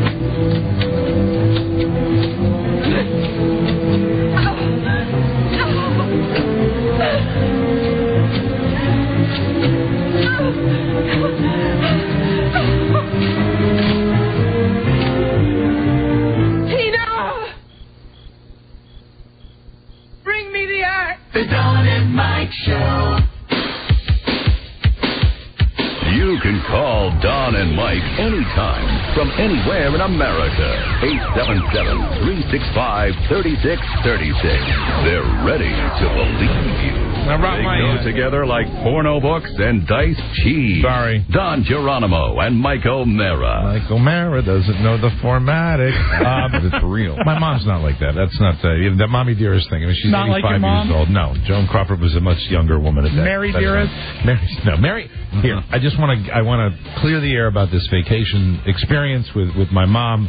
No one could possibly be a sweeter old lady. She is a wonderful, she's my mom. She's a very sweet lady. But the thing is, it is the energy level. And I was getting to this before we broke. And the fact is, I'll be sitting there just chilling out, reading an article, reading a book. And she would come by and say, "Oh, are you sure you want the girls' sneakers to stay by the fireplace?" And she's standing over me, and you can practically hear her engine running, which is going, like one of those spaceships when you hear that droning hum. You can hear the energy level where she gets it. I mean, she is not at 85. She is not, in my knowledge, addicted to any major kind of narcotic at all. Good for her. But she goes. She gets. I'm not lying. She gets up at 4:30 in the morning. doesn't take any nap in the afternoon, and turns in with us up in Maine about 9:30, 10 o'clock at night. She probably could stay up till 1 o'clock, 2 o'clock in the morning. What do you think her secret is? How does she do this? I don't know, but it pisses me off. I know. Because I don't have that energy. Has she always been like that? Yes. Yeah. Always? Yes, and my sister is the same way. And do you think she does it to show off a little bit? No, this is not malice. This is the way. This is her. She is programmed genetically to function at this level. Always been. She is programmed. She may have. She's got a little more energy than even my sister. My sister can chill out a little bit more. Wow. But I have the family gene that is just kind of, I chill out, and she will come over and say, okay, now did you do this? Did you do this? And I'm just like, at one point I said, I think really, I didn't yell, but I think I said, I think I was controlled. And I said, can you please slow down just a little? And I always put it in that context. Right. You're fantastic. Look at you at your age with that energy level. Wow, that's just fantastic. Can you just chill out a little bit, please? All right? Okay, the fact is, I recline a lot. I do. And I like the fact that the kids play down on the beach. And I don't have to watch them when they're playing on the beach. Right. They're old enough to take care of themselves. They're not going in the water. Yes, they're playing on the dangerous rocks, but they're going to be fine. Sure. There's not going to be any problem. Odds are they'll be fine. So I salute you, Mary. I do. I totally salute you. I love you, Mommy dear. No, she's not I love like you, Tina, darling. Not at all. Sorry, Mom. Sorry, Bob. Howard De Silva. Not to be confused with Karl Rove. What's your name? What's your name? Write it down. May I have the spelling of your last name? We were looking at the newspaper with all this crap about Karl Rove that's in the news lately. And Karl Rove, if you're casting a movie with the evil man, the evil villain, if you're casting a movie for the guy that's going to like run the evil prison camp, right? Don't you put Karl Rove in that uniform? Yes, absolutely. That's one of the things, and I think America gets into that. I mean, that's why this story has legs, because you see the picture of the guy who has allegedly done wrong. What did he do? Leak some CIA information? Yeah. And the guy has the look, especially now. He's not getting less sinister as he ages. He's getting more sinister. Well, your first clue, he spells Carl with a K. That's your first clue. My name is Carl. And I don't know. I mean, I don't watch enough of that crap to know whether what he sounds like, but I think he should sound like Dr. Evil. I agree. I would like to see you in my office. Or just like a total stranger on the street. Thank you. Welcome to the White House tour. I saw that look. Give me the spelling of your last name and your social security number. Please. Quickly, please. The name is Rove. Karl Rove with a K. You may know me as the architect. Wouldn't it be good? You can Photoshop a picture of him with like a Dr. Evil Nehru jacket. He would look great. I'm Karl Rove. Hello. Have to keep an eye on that one. I was talking about the vacation and the wardrobe change. For most of my adult life, I will not inquire as to you guys because it's not something I want to think about. But I'll share with you that I've been a boxer person. Yes. I made a modest underwear change for the trip up to Maine. Now, when it comes to hygiene in Maine, we have, in many cases, we have 12 family members that are staying in one house. Okay. We have one bathroom that functions as the shower room. Right. Okay. We have old-fashioned, ye-old bathtubs. If you want to do that, you want to go through that deal the way they did in olden times. That's right. That's how people. But I think really in olden times, that's why people stunk. Well, you said earlier you like to recline. But I'm not a bath guy. I don't. I like. You don't to like take to a shower. luxuriate in a bath. It's a dying art. The shower we have, in our rustic cabin in the woods. Yes. See, we got a guy on the line from Maine. Hold on. Steve from Maine. Yes, Steve from Maine. What do you want? Hey, guys. How you doing today? How are you? I'm doing fine, and won't dwell, but condolences all the way around. Thank you, Steve. We appreciate that. Truly hard to believe. It's been said, but I can't believe how much it affects me. I don't even know any of you guys. And we're really trying to move the show, I know that. the best we can, be done. Steve. I'll be done. We appreciate it. I'll be done. Just a quick question, Mike. And as I told that fan, not an address. I'm not weird, but what area of Maine do you visit when you come up here? I'll give you what they call it up there. It's down east, the down east region of Maine. So like Acadia, Bar Harbor? Yeah, that area up there. That's where I've been going for since I was 5 years old. Why do you ask? Why do you want to know? You're not stalking or anything, are you? Honestly, I mean, I'm up here in South Portland. I've been listening since you guys came up here, and just always sort of was curious. What area of Maine? Yeah, I love it. All right, well, thank you. There you go. There you have it. I love it up there. I thought he was going to say something. Way to throw him off the track. Yes, yeah. That's right. It's really Caribou. Carl Rose has the address. Find me up in Caribou. I'll need your zip code. But it's rustic. We don't have, it's not they call it winterized, so you can't stay there year-round. Right. It's a summer place. A lot of places up there in New England are like this. It's got one shower that was added very late. It's like in the 1980s. They finally put a shower in there. Do the tubs have feet? Yes. No kidding? Oh, these tubs are the old. They're the tubs that when you go to these tubs, you step up to get into them. Yeah, I mean, nobody uses. I mean, everybody wants to take the quick shower, and because of the nature, there's so many people that hygiene is, I would say, usually an every other day deal. Sure. And you're up there. You're not, you're not going to any places fancy. You're kind of hanging out. It's family. You're in the rustic place. You swim. You rinse, and God knows. I don't swim. No. No. Well, it's cold. It's too cold to swim up there. Oh. Yeah, I mean, a couple of days, my nephew would come back. He had a landscaping job up there, and they'd dive into but the weather up there dictates 40-something, 50-something temperatures for the water. Wow, that's not very usable. The bay is very cold up there, so I don't go in there. So combine this with the fact that I switched out of, I don't know if this is the reason, but I switched out of these boxers and switched to what is known as, I thought it would be a little hipper. I'm always trying to do something a little to improve myself. To make you what, feel hipper? I don't know. I switched to what they're called the boxer brief. Yeah. Which is it's kind of the waistband of the brief with the... That's the hip thing to wear. What the nature of the boxer brief is, it is not like the clinging of the brief, but it is more clingy than the boxer. It has leggings almost, and there's a pocket. Yeah. So I noticed that... there's a pocket. Well, no, not. Is it a Y front? Is that what they call it? They have different kinds, but yours had a Y. Don't they call briefs Y fronts, though? Yeah. Some do. When I said pocket, I didn't mean like for your wallet. I meant for other things. Right. Well, I found them to be comfortable. Yes. And so I said, since I'm going to be up there running around and stuff, I'll, as opposed to stocking the suitcase with a bunch of boxers, I will stock the suitcase with these boxer briefs. And I said, I didn't think anything of it. Basically. However, I would say towards the end of my stay up there, I noticed that there was a slight area of moderate irritation due to these boxer chafing. And I didn't know whether that was because of not getting to this shower every other day, or because we were doing a lot of, there were very significant shifts in temperature that would be based on the location. If you were sitting out in front by the water, it would be cool if you would go into town to get your paper towels for the day or whatever. You would. Well, we had everybody up there. You go through when you go on a family vacation. At my place, everybody likes to go into town, and we don't write everything down where we have a huge list of stuff. Everybody, it seems, every 20 minutes, somebody, and what we're doing is we're getting away from each other. That's right. God bless it. That's what we're doing. Yeah. You know that, right? Absolutely. The drill. That's I need to go into town to get a box of Kleenex, or I need to go into town because that toothpaste, it's not my favorite flavor. I gotta go buy. See, and that's really the reason we do it. We're out of chives. Yeah. Oh, it's chives. Yeah. Who wants to go? And 16 hands go. I do. Yep. I'll go.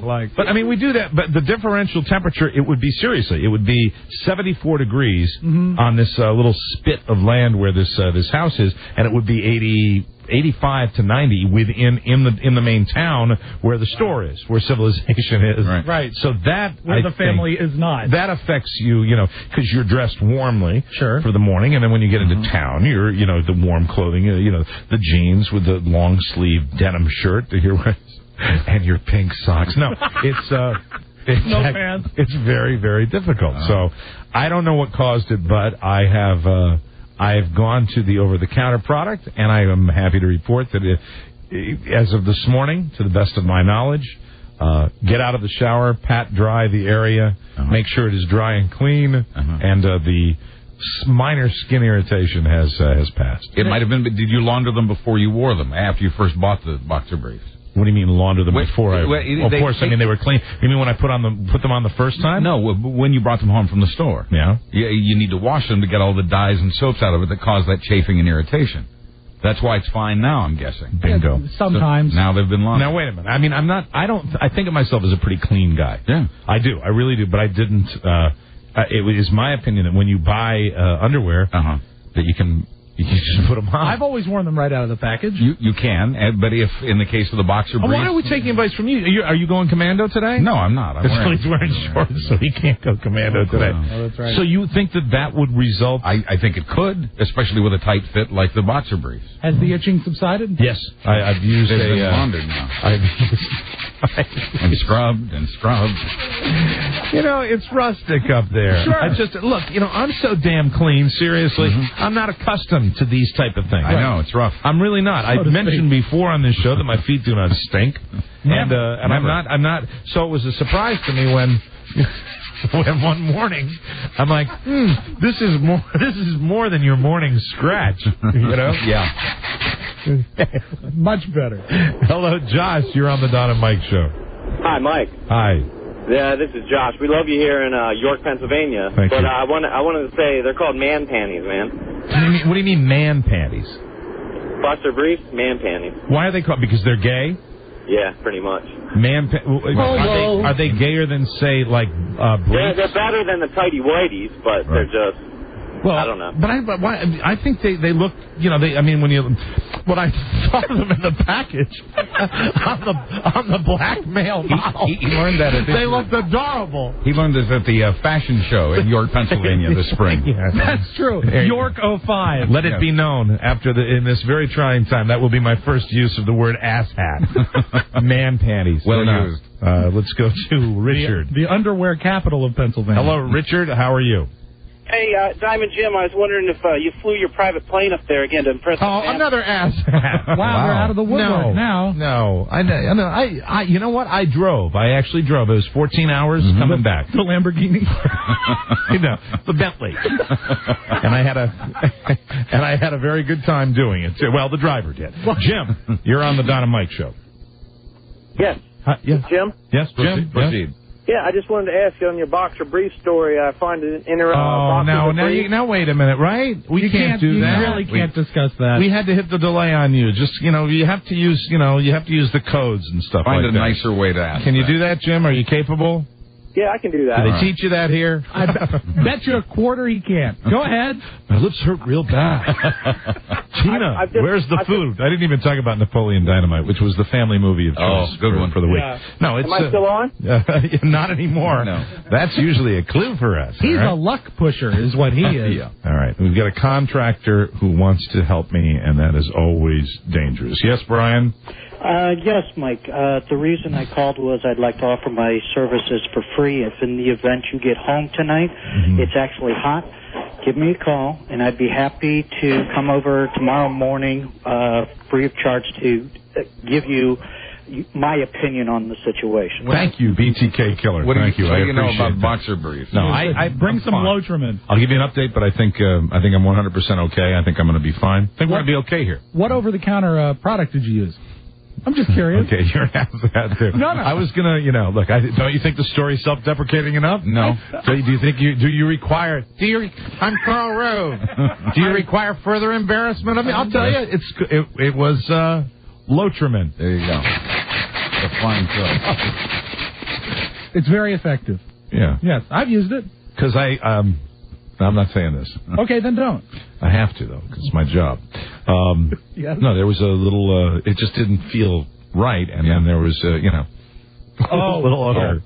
Sure. Yeah, a little odor, which would indicate that product was required. Kind of a rash. Yeah, I see fish. Oh, God. It was, but you're fine. You're on the mend. Yeah, I think it's all right. Well, and getting that air conditioning help will. I think it's okay. I think it's all right. Someone get a camera. How'd we do? Maybe another day. I don't like the burning. I don't mind the itching. I think we'll be just fine. We have mentioned that while we're doing this show during a very difficult week for all of us, we are going to keep Don on the show here, and we're going to be doing that by every day. We're going to figure out a very special best of segment that features Don on it, and we're going to say this as we keep it light because that's what he wanted us to do, and we have fun doing the show. That our prayers and our love go out to that family during this difficult time, and we will urge all the callers to do the same thing as we try to keep it light. If you've got a memory. A wonderful memory of Frida. We love those stories. Yeah. And before we go to break, we got one right here. So let's talk to Richard. Richard, you got a memory of Frida? Yes, I do. Hi, Mike. How you doing? Buzz and everybody else there. Hi there. Lots of love for everybody. You know, I just want to say something a little funny. Mike, first of all, with the situation with the briefs that you've been wearing, you just wash your wild hickory nuts. That's all. I mean, you know, that'll work real good. All right. For the purpose I think I know what he's saying, Rob. I think he's asking me to clean myself, but I do, Richard. I believe you. I believe you, sir. Yes, go ahead, Richard. Yes. Yeah, okay. And with Frida, you know, the world is a much more pleasant place because of people, so far as she is concerned, in a positive note, you know, and making people be happy and joyful, because as so many people before me have spoken and said that they had individuals they lost. But listen, Don and Frida and myself, I was married about the same time, lost my wife 3 years ago. Wow. And I know precisely what he is going through, but I won't say that, and I won't put this on a somber note, but I'm going to say Frida is going to bring joy to whomever she visits and wherever she goes, and if she's in a world in the heavens where she'll be, she will bring joy to everybody around them in such a way that we will laugh every time she talks to Mike or you or Rob or Buzz or whomever else and Don, and she tells them that I am, turn that down, don't turn that on. That's my son turning the freaking radio up. Jesus. Yeah, but I'm trying to decipher this. I really am. Come on, is there a point here, Richard? Yeah, come on, Dr. Capers. Okay, yes, sir. All right. Okay. I appreciate the sentiment, Richard, but see, try to get to a point, okay? Okay, yes, I will, sir. Okay, now, in this instance, she and then Don, with the joy that they have put forth for everybody that has come here, continue the laughter that you guys have so put forth. And we're gonna do that, Richard. We're gonna do that. Richard, thank you, Mike. I think his, that's his sentiments are fine. We appreciate that from everybody, and I appreciate everybody's memories. It's good. And that's what we're going to continue to do. And he had a great sentiment, and he built a beltway of thoughts all the way around it. There may have been, unfortunately, some narcotics involved in that. I'm not sure. When we come back, we're going to play a best of segment featuring Don on the Don and Mike Show. We'll be right back. This is the Don and Mike Show. I saw this movie once where the president is just tickled that anything he wants to eat he can get in a moment's notice. Here, it turns out it's the perk of the century. Otto. Yes, Mr. President? Yeah, sorry for the late notice. For lunch, could you arrange some coq au vin with a side of penne? Spicy or mild? Spicy. And, hazelnut pudding for dessert. No problem, sir.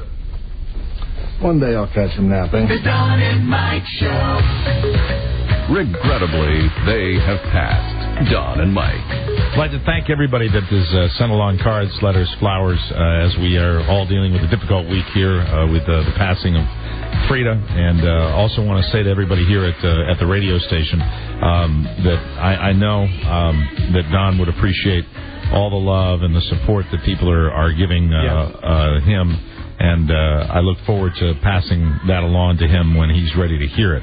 If you have a card, a letter you would like to send along, I do hope, indeed, that he will read these at some point to the Source family. That's SORCE family, care of WJFK, 10800 Main Street, Fairfax, Virginia, 22030. As far as any other information, we are honoring the family's wishes for privacy at this point in time. If we have further information on what you can do, if everybody has that's the question. What can I do? I think we've all been through that. We will certainly pass that along to you, and we do also everybody here. I know I speak for Rob and for Buzz and Beth Ann and Joe and John Normand and everybody that's in our close family here when I say our love goes out to that family and our prayers go out to you to get through this, we still have to say it, unimaginably difficult week. Exactly. It's very tough. It's going to get tougher for a lot of us. And we're doing what Don wants us to do, which is continually, try to make, some good radio and do some fun radio. And hopefully we are doing that. It was decided earlier today that we, each and every day that our team leader is gone, we are going to play a best of segment where you can listen to Don because he is the backbone backbone and the quarterback of this show. We all miss him very much. We all wish we could be with him right now.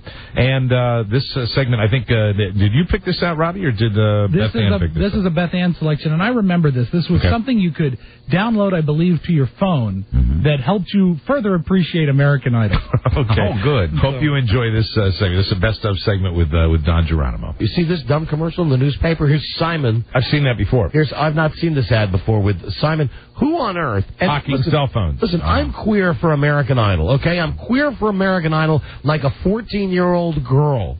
I'll watch it tonight. I'll vote. I'll be there every hour. But even I don't want the official American Idol phone, which, as you can see, has the only thing that makes it official, I would guess, is the fact that it has that little American Idol logo at the top. Yeah, but you have to understand that audience is so young. And I guess on the screen, it's got the American Idol logo. It says, you too can have a phone just like mine. This is the kind of phone that I use to call Paula when she's late for the show. Inside scoop from Simon.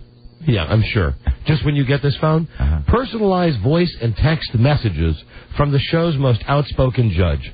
Now, how can that be? It can't be personalized that Simon Cowell would... I'm getting one if he is on there. That's what it says, Mike. It says... I'm sorry, Mike can't come to the phone. We should find out if this is on the up and up. 1-866... I think it's a great idea. 888-33. Can we get Randy and Paula? I'll call right now. Simon's always there, though, isn't he? Simon's the workhorse of that tripod. Sorry, the producer. The number you have reached has been disconnected. Simon Fuller's the producer, isn't he? He's one of them, but this Simon is... 7, 8. Is Cowell the producer, too? No, it's the other Simon. Cowell's not involved in the producing. I thought he was. I thought he had a piece of that somehow. American Idol phone and the Jay-Z Black phone. Please stay on the line. A customer service representative will be with you shortly. Must have recorded that in the same studio Larry recorded in his book. Yeah.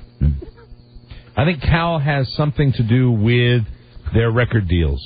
Fuller has the production link to the show. All right. Take this part off the air. That's quick. Can I have one of them phones? Hello? Hello? Yes. Hi, I'm calling about the American Idol phone. Hello. I have a question. The ad says personalized voice messages from the show's most outspoken judge. Would he be able to say, hello, this is Simon Cowell. Joe Ardinger is not available right now. He sends a personal message regarding the show. Does he say my name? If I sign up for this Nokia phone, the ad says, inside scoop directly from Simon, personalized voice and text messages. That sounds to me like he says... that I'm not there. You're not using your dumb voice. Oh, I am sorry. I'm back to using my other voice. Hello? Oh. Actually, what? You're not sure of what? He doesn't use the real names. Are you pretty? Are you pretty? Hey, would you come on the radio with me? We're on the radio. Would you come on the radio? Be a nice commercial for your company. How about it? Come on. Come on, shoot. What do you say? Come on. Tell me about this phone. I might buy the phone. Come on the radio. What do you say, honey? Honey. What do you say? Hey, come on. Okay. She says okay. Hey, sweet talk works. All right. All right. There you go. Here's my honey. Hello. Sir, hello. Hello. Hello. So, welcome to the show. The good, the bad, and the ugly. Does Simon say our name or not if we want to? Yeah, like if you buy one of these phones, will Simon say John so-and-so is not in the house right now? Will Simon do that? I'm sorry to say, sir, but I'm not sure he might know all your names, but the messages will be personalized, and you'll be receiving the messages from him. Where are you based? Where are you based now? Where is your operation located? Illinois. Does Simon do erotic messages? Like if I wanted him to say something of a randy nature, something provocative, would he say that for me? May I speak with Simon? Is he there now? Oh, he actually, this is Mobile Music USA. What? Mobile Music USA. Malibu Music USA. USA. Well, we're calling about the ad Well, you know, at least they haven't shipped this off to India. Like, yeah, I mean, that's why I was calling. I was thinking maybe this like is... Could you buy a plane ticket? Are you really in Illinois, or are you based in New Delhi? Hello? Hello? Ma'am? Yes, we are based in Illinois. Ma'am? I don't buy it. Which season of American Idol did you compete on? I'm sorry? Don't be. What is the biggest city in Illinois? Biggest Yes. Yes, what is the largest... city in Illinois? Yes, ma'am. The largest city in Illinois. It's traditionally known as the second city.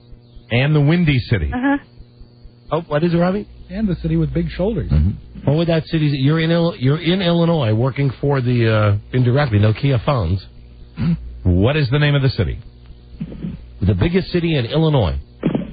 Any idea? Okay.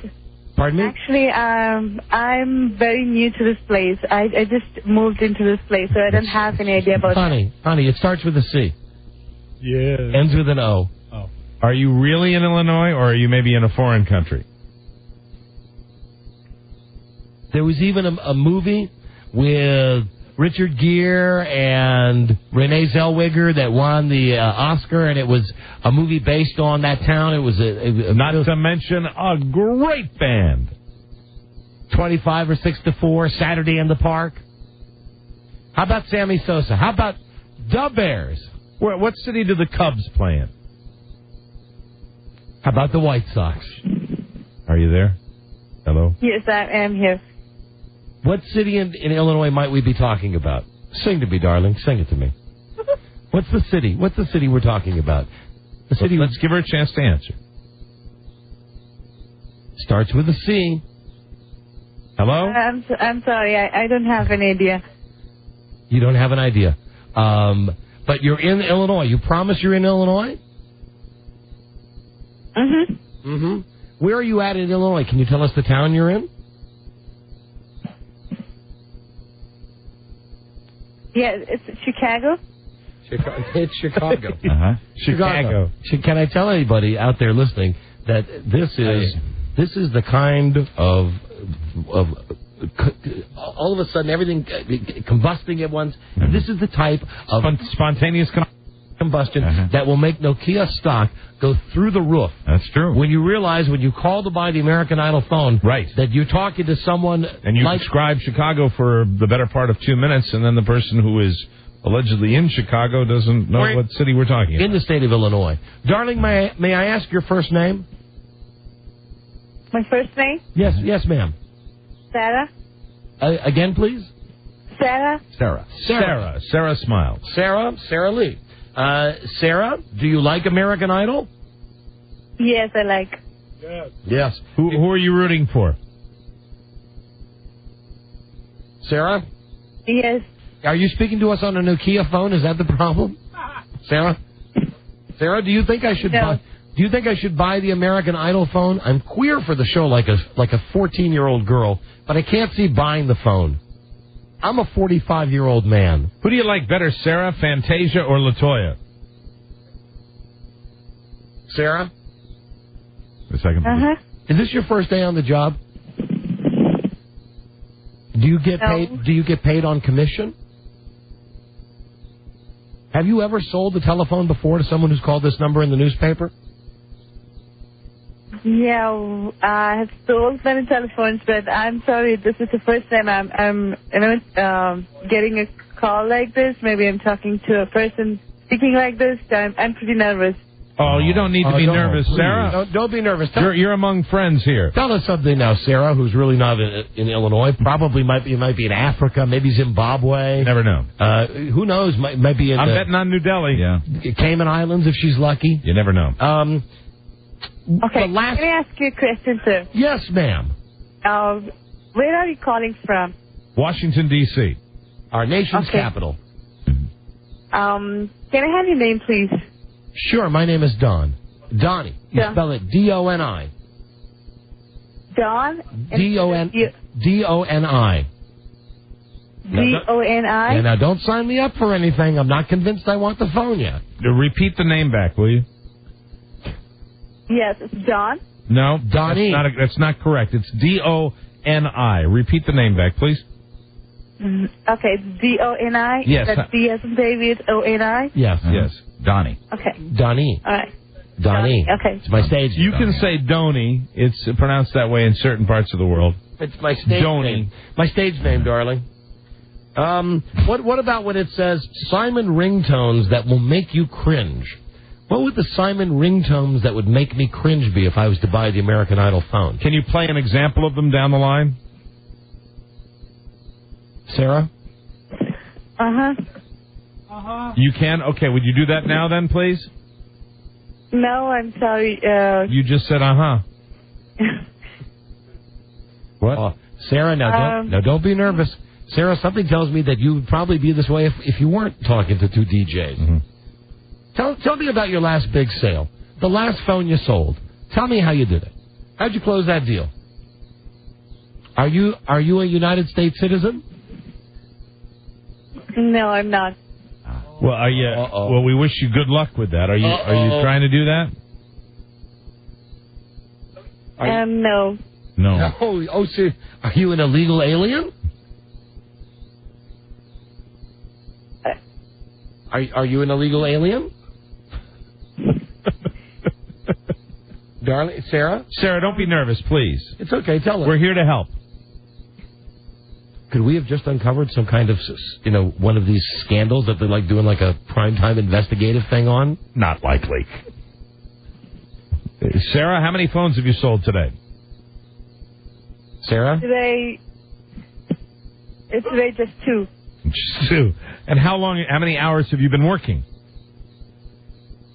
I'm working for the past 5 hours. 5 hours. That's not good turnaround. Are you being held against your will? Are you making shoes at the same time? And soccer balls? No. Sarah, you sold 2 phones in 5 hours, honey. That's like an awful percentage. You got to rent Glengarry Glen Ross.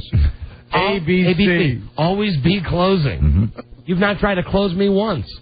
You've not asked me what my current who my current provider is, if I'm happy with their service. I think it's just the phone itself. It's not the service. Right. I think it comes with service. Yeah, no, it does. What's the company? Nokia. Free benefits with activation. Well, Nokia doesn't offer phone service. No. It's probably that mobile music. AT&T. AT&T. It's AT&T. Telephone and Telegraph. AT&T. Uh-huh. It says exclusive photographs sent to your phone. What exclusive photographs does Simon Cowell send me? The exclusive photographs is taken on the set. The photographs of the contestants and the judges. That's the cell phone. Oh, that's exciting. I like that. Would you recommend that phone? Yeah, sure. Why? I'll definitely recommend. Why would you recommend it? Hello? Yes. This is a special signature product. What? And you ever been to Chicago? Chicago? You ever been there? How's the weather in Chicago today? Hey, what time is it where you are? That's the easiest way to time is 4 p.m. See, in Chicago, darling, it would be 3 p.m. Does this phone work in exotic foreign locations? Sarah, fascinating, isn't it? It's been great talking to you, Sarah. How long have you been working for whatever company this is you're working for? Mobile Music. Mobile Music. How long have you been working? It's been 1 month. 1 month. How you like it? It's cool. I liked it. Oh, good for you. Well, it's cool. It's been a slice of heaven talking to you, Sarah. It's cool. I wish I could be your third sale of the day, but it doesn't do it for me. The American Idol phone doesn't do it for me because I don't believe I get a personalized voice message from Simon. Is there anybody you'd like to say hello to on the radio, Sarah? Anyone back in your home country? Any relatives you're trying to smuggle over? Anybody who might be in an inner tube on their way from Cuba? Sarah? Okay. Who do you look like? One thing. Is that a real radio show? Yes, this is a real radio show. Yes. Would you like to say hello to anybody on the radio? Okay. To all my friends. To all your friends? Anybody? I won't say anybody specifically. And to our boss, Mr. Samir Bhatia, and Ms. Kelly, Yes. All right, good for you. Oh, that's cool. Well, have you enjoyed your experience? Yes, very much. Well, God bless you real good, Sarah. You want to say hi to the gang down at Ellis Island? Sarah, have a wonderful day. Yeah, you too. Thank you. Good luck. Goodbye. Bye. Bye, Sarah. Bye-bye. Bye-bye. Chicago. There you go. Is she going to hang up? And they say it. Let's just wait for her to... There you go. That was calling an ad out of the newspaper. Well, I was telling you about my satellite TV when I was talking in New Delhi. Yeah, right. It was a lot sharper, though. Right. A bit of a satellite delay on that phone conversation. I believe so. Yeah. I don't believe she was in Chicago. Me either. WABC, and Billy Martin is officially back as manager of the Yankees. I told you that would happen Saturday night. Right. Yes. I thought this was the right song to play with it. Ladies and gentlemen, this is Chicago! I love that. We weren't saying she was in Chicago. She said she was in Illinois. Mm-hmm. We asked her what the largest city was. She couldn't come up with Chicago. We even said the Cubs. It's where the Cubs. I mean, we tried the Windy, the largest, and we asked her what time it is. She said 4 o'clock. Mm-hmm. Well, correct, on the East Coast it's 4:06. Right. But in the Central Time Zone, where Chicago is, it would be 3:06. Very interesting. Mm-hmm. Anyway, we weren't able to really, pursue our inquisition due to a perceived language barrier. Anyway. And the satellite delay. Yes. Good hire, Nokia. Oh, well, I want that phone anyway. Oh, man. Best wishes go out to our team leader, Don Geronimo, who is going through this tough week. We're going to do that every day. At some point during the show, we're going to play a best-of segment with Don. And it feels good to hear his voice. Good to hear his voice, and our love and prayers go out to him and all of his family. And Sarah, God love you. Sarah, I ran in over the vacation. I don't even remember where it was. The individual who doesn't speak the language but has the confidence that they speak the language believes they can. And this guy was saying, I think I was asking about, I'll talk about it tomorrow. It's my iPod, which is my new incredible discovery that's only been out for, a couple of years. But it was one of those things where, it was over here going, and I'm sitting there going, really? He was comfortable. Fascinating. Okay, thank you. How about you? Lots more stuff coming in. Carl Rove. I need today's theme. Lots more to come on the Don and Mike Show. We'll be right back. This is the Don and Mike Show. Let's take a call. Cape, California. Hello. Hi, Larry. Hi. Don Imus. How you doing today? Love your radio show. Can you tell me what happened to Don and Mike in New York City? If they're not on live anymore? Are they back on? They were taken off for a while. Are they on or out of... Not on the air in New York, Don? Don and Mike? Yeah. I don't know whether they're on or not. Well, Don and Mike are on. They're on in Washington, right? Don and Mike. I think that's where they originated from. Yeah. Las Vegas. Hello. The Don and Mike Show. Now. You are stupid, and they are not. The Don and Mike Show. Yeah, baby. Sorry. Hey, it's the All-Star game tonight. Who wants some flapjack? Hey, Chris Berman, seriously, I watched the Home Run Derby last night, and Chris, it's not proper to wear the sport coats with the short sleeve dress shirts, okay? He did not. I think he did. I looked at him and you could see, he sits there with those big hairy arms, and you can look up his shirt and actually see that, and you know that when he gets the first opportunity, he's shedding his yellow sport coat or whatever color it is, and he's wearing the short Denny's manager sleeves. Maybe it was the Dickie. It was. Chris Berman has, he's one of the big men, and and he needs the sweating. I don't think it helps his sweating at all by wearing the short sleeve shirts. He also looked good. I finally got a chance to see that Ray Romano, Kevin James special. On you HBO. saw that? Yeah. You see my point? Absolutely. I mean, you watched that, and I was saying, when are they going to be funny? And then you realize, no. You mean you've got two guys that are going into a golf tournament, and it's a celebrity. They're amateurs. They're out there playing for fun, like anybody in America would go play a round of golf for fun, and they're playing dramatic music in the background, like this is the end of the world, that he didn't make the cut at the AT&T Pebble Beach Pro-Am. I mean, it just made me so angry. I got a bad look They'd be so angry. I got a bad look from Carrie because I had TiVoed it, and I was sitting there watching it by myself. She's walking around, and it gets to the end when they really want you, I guess, to cry. Because you're looking at the close-up of the unshaven Ray Romano? Yeah, oh with his new sexy haircut. If anybody gets a chance to watch this. I guess you would call it a documentary, but the feeling I got also, and we discussed this before, was that they're actually trying to make drama where there is no drama, and the editing and the music that they put on that, it sucked. But I said out loud, I said, boo effing who? Yeah, and or Ray Romano. And I did not really abbreviate. And Carrie said, what is the matter with you? As he sits on his mountain of money. Yeah, he can't catch a break. And now he's, man, he didn't make the cut. Oh. You know, he could build. I hope he never makes the cut. I hope Fat Kevin James never makes the cut. He could build a golf course and fill the bunkers with quarters. That's how rich he is. He is so wealthy. He is such a wealthy man. I do want to mention again that cards and letters should be sent to the Source family, care of WJFK, 10800 Main Street, Fairfax, Virginia, 22030. Our thanks to everybody earlier in the show expressed their condolences in what is a very difficult week for all of us here, and we appreciate the flowers for the family, and we will have more information as we get it. I think I've got some information here. Hold on just a second. Let's see here. Okay. This is the information for the David Haynes Memorial, right? Yeah, I do want to mention for anyone that David Haynes was our newsman for many years before we had our wonderful relationship with Buzzy, and David Haynes, a wonderful guy, and anybody that listened to him heard the It's Friday stuff.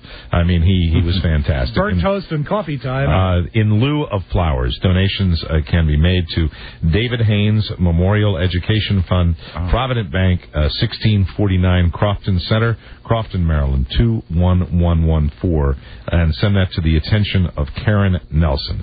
That's David Haynes Memorial Education Fund, Provident Bank, 1649 Crofton Center, Crofton, 21114. Attention, Karen Nelson. And thanks to everybody as we're all dealing with this. I got to mention Travis. I didn't mention him before that he did such a great job with just a bang-up filtering job. the calls that we took yesterday, and we appreciate him doing that. And everybody around the radio station, if I haven't mentioned it, it means a lot to all of us when you're sharing your love for Don and his family during this time, and we do appreciate it. So that's it. That's the heavy stuff. If you want to call us with memories, we want to try to keep it as positive as we can now. Upbeat, on a very tough week for all of us. Right. We find that taking the positive calls, the positive memories of Frida, her participation on the show. If you happen to meet her, a good story about that. That's real helpful. I appreciate everybody's condolences, but what we are trying to do, the prime directive from our team leader is to move on, have a funny show, and try to give you some laughs when we're doing this. And speaking of laughs, were we? No, this is amazing. A doctor who once cared for sick children at Don Imus's New Mexico ranch. Oh, how nice. Has sued the tart-tongued radio personality for slander. Lawsuit? Claiming a lawsuit. It's another lawsuit. Claiming he ate too many sunflower seeds. That's not the Claiming answer. he made false derogatory comments about him on his Imus in the Morning show. Dr. Howard Allen Pearson says in court papers that on at least 4 days last year, Imus said Pearson was one of the worst doctors in the world. Wow. And did not care if children suffered. See, Don is qualified to comment on that because he's been to every doctor in the world. Pearson's lawsuit says Imus apparently misunderstood the physician's response to a morning call to treat a child for pain in July 2004. Pearson left the main house and began a quarter-mile walk to the infirmary because the nurse... I picture everybody there. I mean, I know it's not fun to make fun of... he's doing things... They're doing things for kids out there. Yeah. But I picture like the old... allegedly doing things for kids. 1920s nurses' hats, Yes. Oh, yeah, absolutely. Like in World War II when they were caring for the sick. Says why was he walking? A quarter-mile walk to the infirmary. The nurse said there was... He said he made the walk because the nurse said there was no emergency. Oh, okay. Pearson declined a ride offered by Imus's wife. Imus's wife. Does she have a license or just a learner? Because you have to be 16 to have a license. The court papers say that's what happened. Doctors say he gave the child pain medicine and she resumed normal activities. Okay. I guess this is the child. Right. About 45 minutes later, Imus armed with a gun. Oh dear. And a knife pulled up in his truck. jumped out and began yelling and cursing at Pearson, the papers say. Reached by telephone at his ranch near Ribera. Is that the way you pronounce that? Ribera, New Mexico? Ribera, yes. Imus confirmed and repeated his disparaging comments about Pearson. He said the lawsuit was disgraceful. Did it look a lot like that Western show on HBO? It's like Bonanza. Yeah. Imus said Pearson was called to treat it. Oh, you mean Deadwood? That's the one. Deadwood with I think Deadwood doesn't have the record for most F words in a show. Worst language on television. Imus said Pearson was called to treat a 16-year-old girl from Afghanistan who had been up all night in abject agony and pain. I guess this is his version of the story. Of course. The place was a quarter mile away, and he refused to get in the truck. Pearson's lawsuit, filed in a Manhattan court Friday, names Imus, NBC, MSNBC, and Westwood One. Oh, no, I shouldn't have read the story. It asks unspecified damages, and we'll keep you posted on that one. Get in the damn truck. Imus's ranch. I'm packing heat. If you see Imus coming at you with a knife and a gun, you're going to want to walk quickly. No need to run, but you walk quickly away. I have a question for you, gentlemen. Yes. Will The Apprentice become a battle of the races? I don't. How could that happen? Business mogul Donald Trump says he wasn't particularly happy with the most recent season of his hit reality show. Oh, my. I'm not happy. He's considering some... That was my Donald Trump impression. Good. He's considering some controversial changes bound to generate a buzz for upcoming episodes. Among the proposals, pitting a team of African-American contestants against a team of all-white players. This is Robert the Mailman. There you go. I'm watching. Winner. Whether people like that idea or not, it is somewhat reflective of our very vicious world, according to Trump. Gotta give him credit. I mean, he's going to go for it. He's always thinking. Oh, he's a thinker, Buzz. It's reflective of the fact they didn't have any ratings last season. And here's typical Donald Trump. He goes, but needless to say... Why am I giving him a 4? I don't know, but I like it. But needless to say, I don't know, somehow it just feels right. Yeah. Needless to say, not everybody thinks it's a good idea.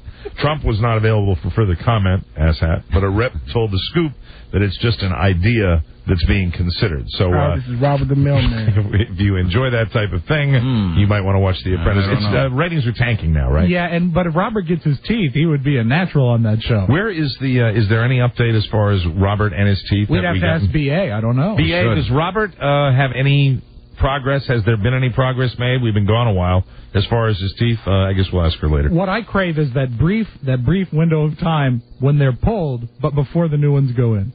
I hope. Did he say that he was going to bring a tape recorder in? Is he going to? What's the status? Do you know the status of Robert the Angry Mailman? Yeah, he's been to the dentist 3 times. For an estimate. Samuels. 3 times. Once, like to survey the damage. Well, yeah, and to take 18 X-rays. Wow. He's got a lot of bone loss. Yes. Bone loss? Yeah, bad. That's horrible. And is he going to have the major procedure done anytime soon? He's going to have all his teeth yanked. When? He's going to get dentures. It's so bad that it's going to take a series of extractions. Surgeries. So there will be a period of time when he's missing teeth. Yeah. I'd love to have him in. Could you say that with any less delight in your voice? Yes, Beth Ann, count up the number of teeth, the most missing teeth, and that's when Rob would like to schedule him on the show. Well, he's going to make a necklace, remember? I think it would be nice. We could help him with his sadness. Right now, a lot of bleeding. Make sure we get... So are we going to get him on the show like before he has the dentures made? Yeah, apparently will. Good. All right, I hope he agrees to that. Clay Aiken. This is Robert the Mailman. Clay. I can't even imagine. Clay Aiken is apparently allergic to something. Oh, wow. He's allergic to nuts. Oh, stop it. It's too easy. That's not possible. And mushrooms. And coffee. And mint. And chocolate. And shellfish. But especially nuts. What can he eat? A very detailed 10-page concert rider posted on that for GodLovesMokingGun.com. We've read those riders before. It's the kind of thing where it's a contract that they make with the concert venue. It stipulates in his his contract, that the American Idol runner-up he doesn't want nuts. This is Rip Taylor. I will be at the Metroliner tomorrow at 11 a.m. This is from the rider where it says, very important. No tree nuts or anything touching tree nuts may touch the plates. What are tree nuts? Are tree nuts like walnuts, any other nuts? Pecans, walnuts, like what do you get, as opposed to peanuts that come out of the ground. Like you get off a tree. I'm sorry, I just have never heard it put like that. That they are tree nuts. Macadamia, cocoa. Very important. Now, tree nuts or anything touching tree nuts may touch the plate. If I come anywhere near a tree nut, I break out in big old hives. Do you? No kidding. I can't sing. I can't. Listen, if you want a concert from Clay Aiken, if you'd like me to perform, you make sure that you avoid the tree nuts. If I do that, I'm not going to be able to sing. This is truly very, very serious. That's what it says. Then it gives a list of other no-nos. For example, the bottled water must not be Evian.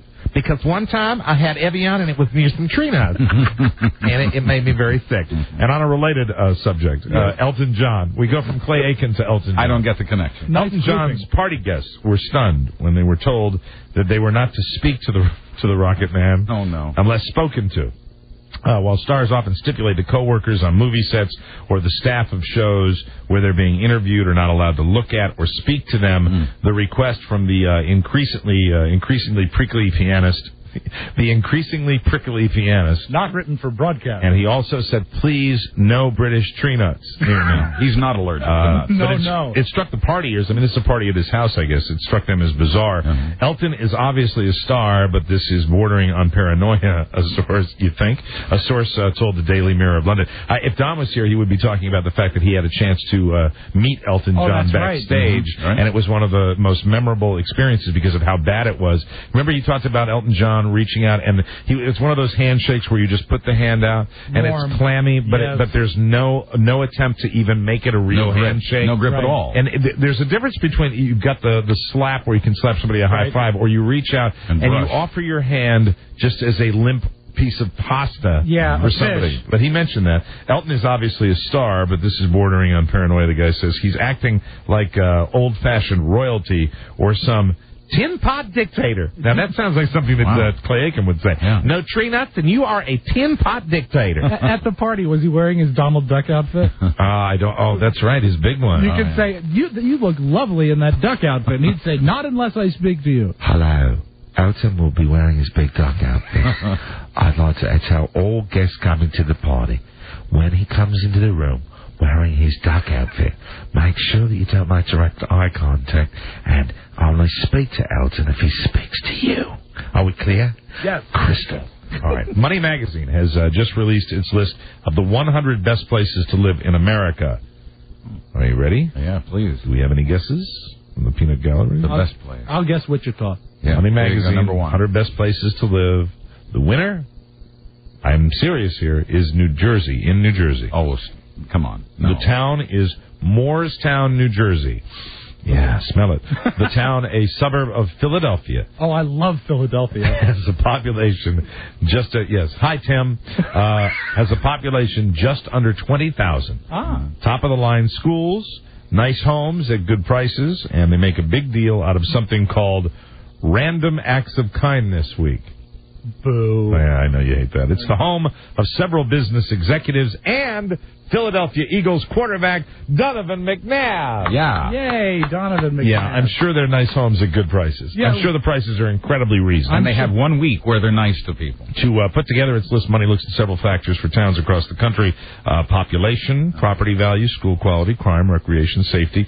Only towns with at least 14,000 residents are eligible. The rest of the top 10, Bainbridge Island, Washington. I think that's where they have the big ferries that go back and forth. What was the movie? Clay Aiken again? If there's anything wrong with that. Not tree nut.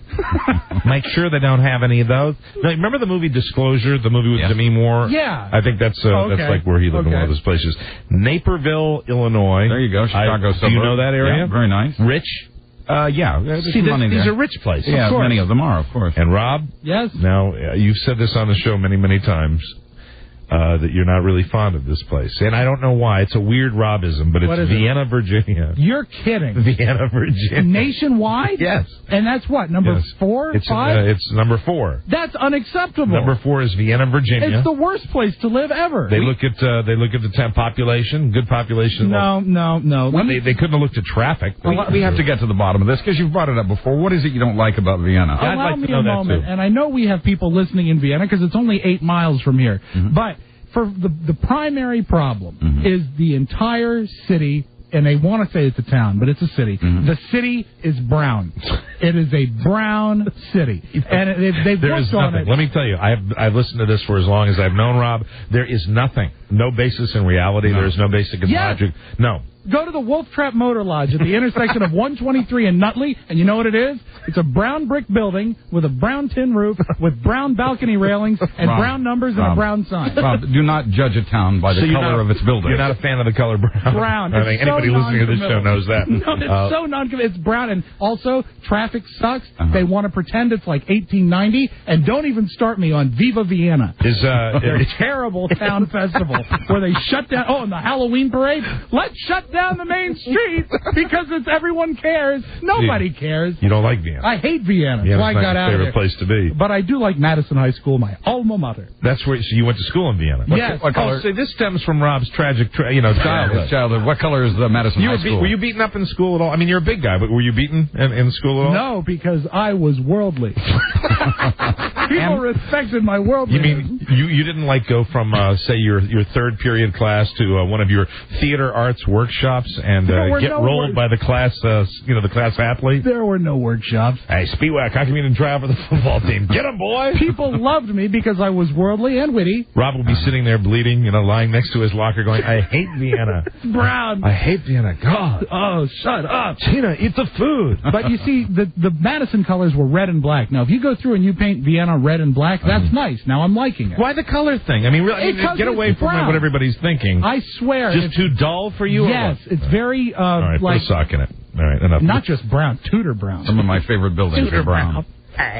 What is Tudor brown? It's the most oppressive brown you've ever seen. Tudor brown. And I've saw it for too long. Well, let me mention these other cities here. I don't know. Louisville, Colorado. Anybody know where that is? Not familiar. Anyone in Paris? No. Barrington, Rhode Island. I'm from that part of the world. I don't know Barrington, Rhode Island, but I'm thinking that in this part of Rhode Island, it is wealthy. It's got to be wealthy. Barrington sounds like it. Middleton, Wisconsin. Anybody? No. Anyone? Middleton, Wisconsin. No. Peachtree City, Georgia. Well, isn't every town have some peach-related thing and in they Georgia? all have Peach Street.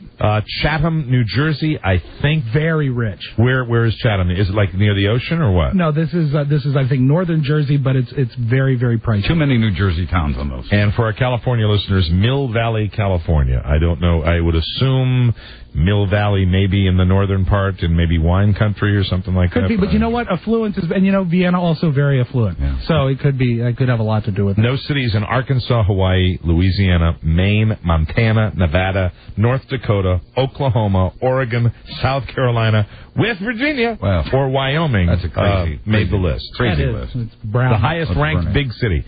Guesses for the highest ranked big city. It's always like something in Arizona. Did you say there was there one in Arizona? Is it Phoenix? You looked at this before. He's cheating. Of course. I didn't read that deep. That was honestly Scottsdale, Arizona. Okay. That came in 35th on the list. None of the country's 50 largest cities, including many of the cities we broadcast in, made it. So that is that. Hugh Grant and his girlfriend, Rob. Yes. Behave yourself. Absolutely. And his girlfriend, Jemima Khan. What's her name? No, I'm not saying it again. We're reported. Robert the Mailman. Stop it. We're reportedly so keen to share their passion for each other that they had rampant sex in full view of their stunned neighbors. Oh. The couple were in such a rush to make love, they forgot to draw the curtains on their London home. Sure they did. Writes the British newspaper, the Daily Express. They forgot. A neighbor tells the publication, the story of what's seen here is spread like wildfire. A young housewife changing the sheets in her bedroom couldn't help but see what you and Jemima were doing because they were pressed up against their window. Buzz forgets. Don't you sometimes forget? What? To draw the curtain. Yes. That's the witness said that Hugh seemed to be behind Jemima. And oh dear. Oh dear. How and do you seem to do that? Was showing his love for her in a most enthusiastic and energetic manner. You are now looking forward to a threesome with Mrs. Butterworth. Yes. Excuse me, Jemima. Are you doing the laundry? Oh, you're ironing. No, don't mind me. I'm going to creep up behind you. You seem to be behind me. And we have a feel good. We do have a feel good. This is the feel good, right, Rob? This. Yeah, Rob handed me the feel good. 63-year-old Renate Dole, I think that's the correct pronunciation, of Berlin, Germany, is something of a legend. For the past 49 years, Renate has been a working prostitute in Berlin. She is so established that after the Berlin Wall fell and all the street trash were kicked out of Berlin's diplomatic quarter, she was given an exemption and allowed to stay. Well, now she's hanging them up. Next year, when she turns 64 years old, making 50 years, that marks her 50th year of hooking, Renate will be retiring. She says, quote, "I've got a lot of regular clients, but I'm going to stop at 64 and retire." I hope she gets a gold watch or gold diaphragm, whichever, for 50 years of service. It's only fair. How much do you think she charges? They have it in dollars here. What do you think she charges? $100? That'd be my guess. $100. $36 for a session. Oh my God! And now she's going out of business. And she says on a good night she still pulls 4 or 5 clients. She is married, and her husband drops her off for work every night after the two watch the evening news. Sure. Well, you want to be informed. Renate, go out there and turn tricks for me. Go pull a client. And she has a 9-year-old granddaughter. Prostitution is legal in Germany, but for everyone except Renate, only in the red light district. She's the only one that can work outside of that. That, ladies and gentlemen, is our feel-good. So popular, Poland invaded her. And speaking of the elderly, we have more elderly women in the news. As a matter of fact, a group of old ladies who tend to, I think these ladies are planning on putting a calendar together, and it is not the kind of calendar with clothing on. All right. No. Yes, we're going to talk to them when we come back on the Don and Mike Show. This is the Don and Mike Show. Why'd I get mixed up with that bitch? Because she got a great ass. And you got your head. Oh, ferocious, aren't I? When I think of ass, the Don and Mike Show. Many fancy them as eccentric. Don and Mike. Well, if you listened to yesterday's show and the beginning of today's show, you know that we are making every effort we can to get back to what we do on this broadcast, and we do that with with our thoughts still on the Source family, the Wright family, with Frida, and most importantly, I send this out right now to my partner Don. I hope you're doing well, and I want to see you. And right now, I'm honoring your privacy, and that's what I'm going to continue to do. And I hope that the love that everybody has been sharing through the phone calls, and it's unbelievable to look at the lobby of the radio station with the flowers that have been sent in here today. In lieu of flowers, and now we do have this information, please make your donations, and so many people want to do this, to the Worcester, is it Worcester or Worcester? Worcester. I know in Massachusetts we've got Worcester, so it's Worcester County Humane Society. That's P.O. Box 48, Berlin, Maryland, 21811. Make those donations in lieu of flowers. That has been requested by the family. And also cards and letters should be sent to Source Family. That's S-O-R-C-E Family. Care of WJFK, 10800 Main Street, Fairfax, Virginia, 22030. And for everybody in the family, please, we're thinking about you every single split second, and we wish you the very, very best during this terrible time, and hope you get through it, and you have the strength to get through it. We're all behind you with this. It's a tough week. It's a tough week for everybody at the radio station, and but none tougher than that family and what they're having to deal with right now. Right. We really want to send our prayers out to them. And I know it's up to me to keep things moving and to keep things positive, but I'd be lying and would not be keeping it real if I didn't tell all of our listeners that that's, whether we're laughing or doing anything else, that's on our mind at all times. Top of mind. That's the way it is. So now we're going to get away from that, and we're going to do, I can't think of any better way to get away than to talk to elderly women who want to pose nude. All right. Elderly women in farmland, Indiana. They're going to pose naked in a calendar to help save a local courthouse. Isn't that wonderful? I guess the way Beth Ann explains it to me, they were playing bridge earlier today, and we have a lady named, is it Irada? And Larry. Larry is apparently the guy that's taking the orders. Sure. I don't know what relationship they have. I don't know what they are to each other. Do we have Larry on the phone? I'm right here. Not Larry Flynn. Do we have Irada on the phone? You have Irada on the It's Irada. I'm sorry I mispronounced your name. Irada, how are you? I'm fine, thanks. This is fascinating. I don't know a lot about it, but is this the website that you guys have? CourthouseGirls.com? .com, that's right. Oh, hi, Larry. Hi there, Irada. No, that was me. Wow. Oh, sorry. Yeah, Irada. Who came up with this idea? Irada? Well, I can put you to the person whose kitchen it started in if you'd like to talk to her. Oh, sure. Now, were you playing bridge today with a bunch of your lady friends? Yes. And were they all there today? Yes. Plus 5 others. We have 5 substitutes today. Was Eileen there? She's right here. How about Garden? Put her on, but she can tell you the origin. Okay, Irada, you go ahead.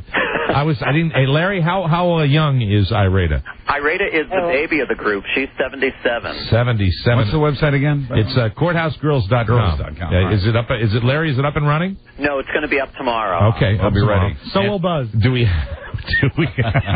Eileen, are you there? Yes, I'm here. Hi, Eileen. How are you? I'm fine. Who am I speaking with? This is Mike and Rob and Buzz. This Hi, is the dear. Don and Mike show, and we're fascinated. What are they going to do to the courthouse, Eileen? Beg pardon? What? I said, what are they going to do to the courthouse? Well, they're going to demolish it, they say. Well, that's not nice. Yeah, we don't like that. No, you don't like that at all. What? Did you have this idea that you're going to sell a calendar and pose nude in it to save the courthouse? We just thought it might create a lot of interest, more so than what we had found so far. Really? Whose idea was it, Eileen? Up in arms, and somehow or other we could get them to change their mind. Who is the oldest participant in the calendar? We have the picture. Understanding you. What? Whoa! Hey, I've got a picture of all you guys. Have you really? Yeah. Oh, man. I hate to have to choose. Was this your idea, Eileen? Was this my idea? Yes. Was this your idea? Don't answer a question with a question, please. Oh, she's old. I'm sorry. Kind of a family thing. We were having dinner at my house and tried to think of something. We were so upset about what they were going to do with the courthouse. And how young are you, if you don't mind me asking? How young am I? Yes, my dear. Well, that's a nice way to put it. I'm 86. Oh, God bless you. That is.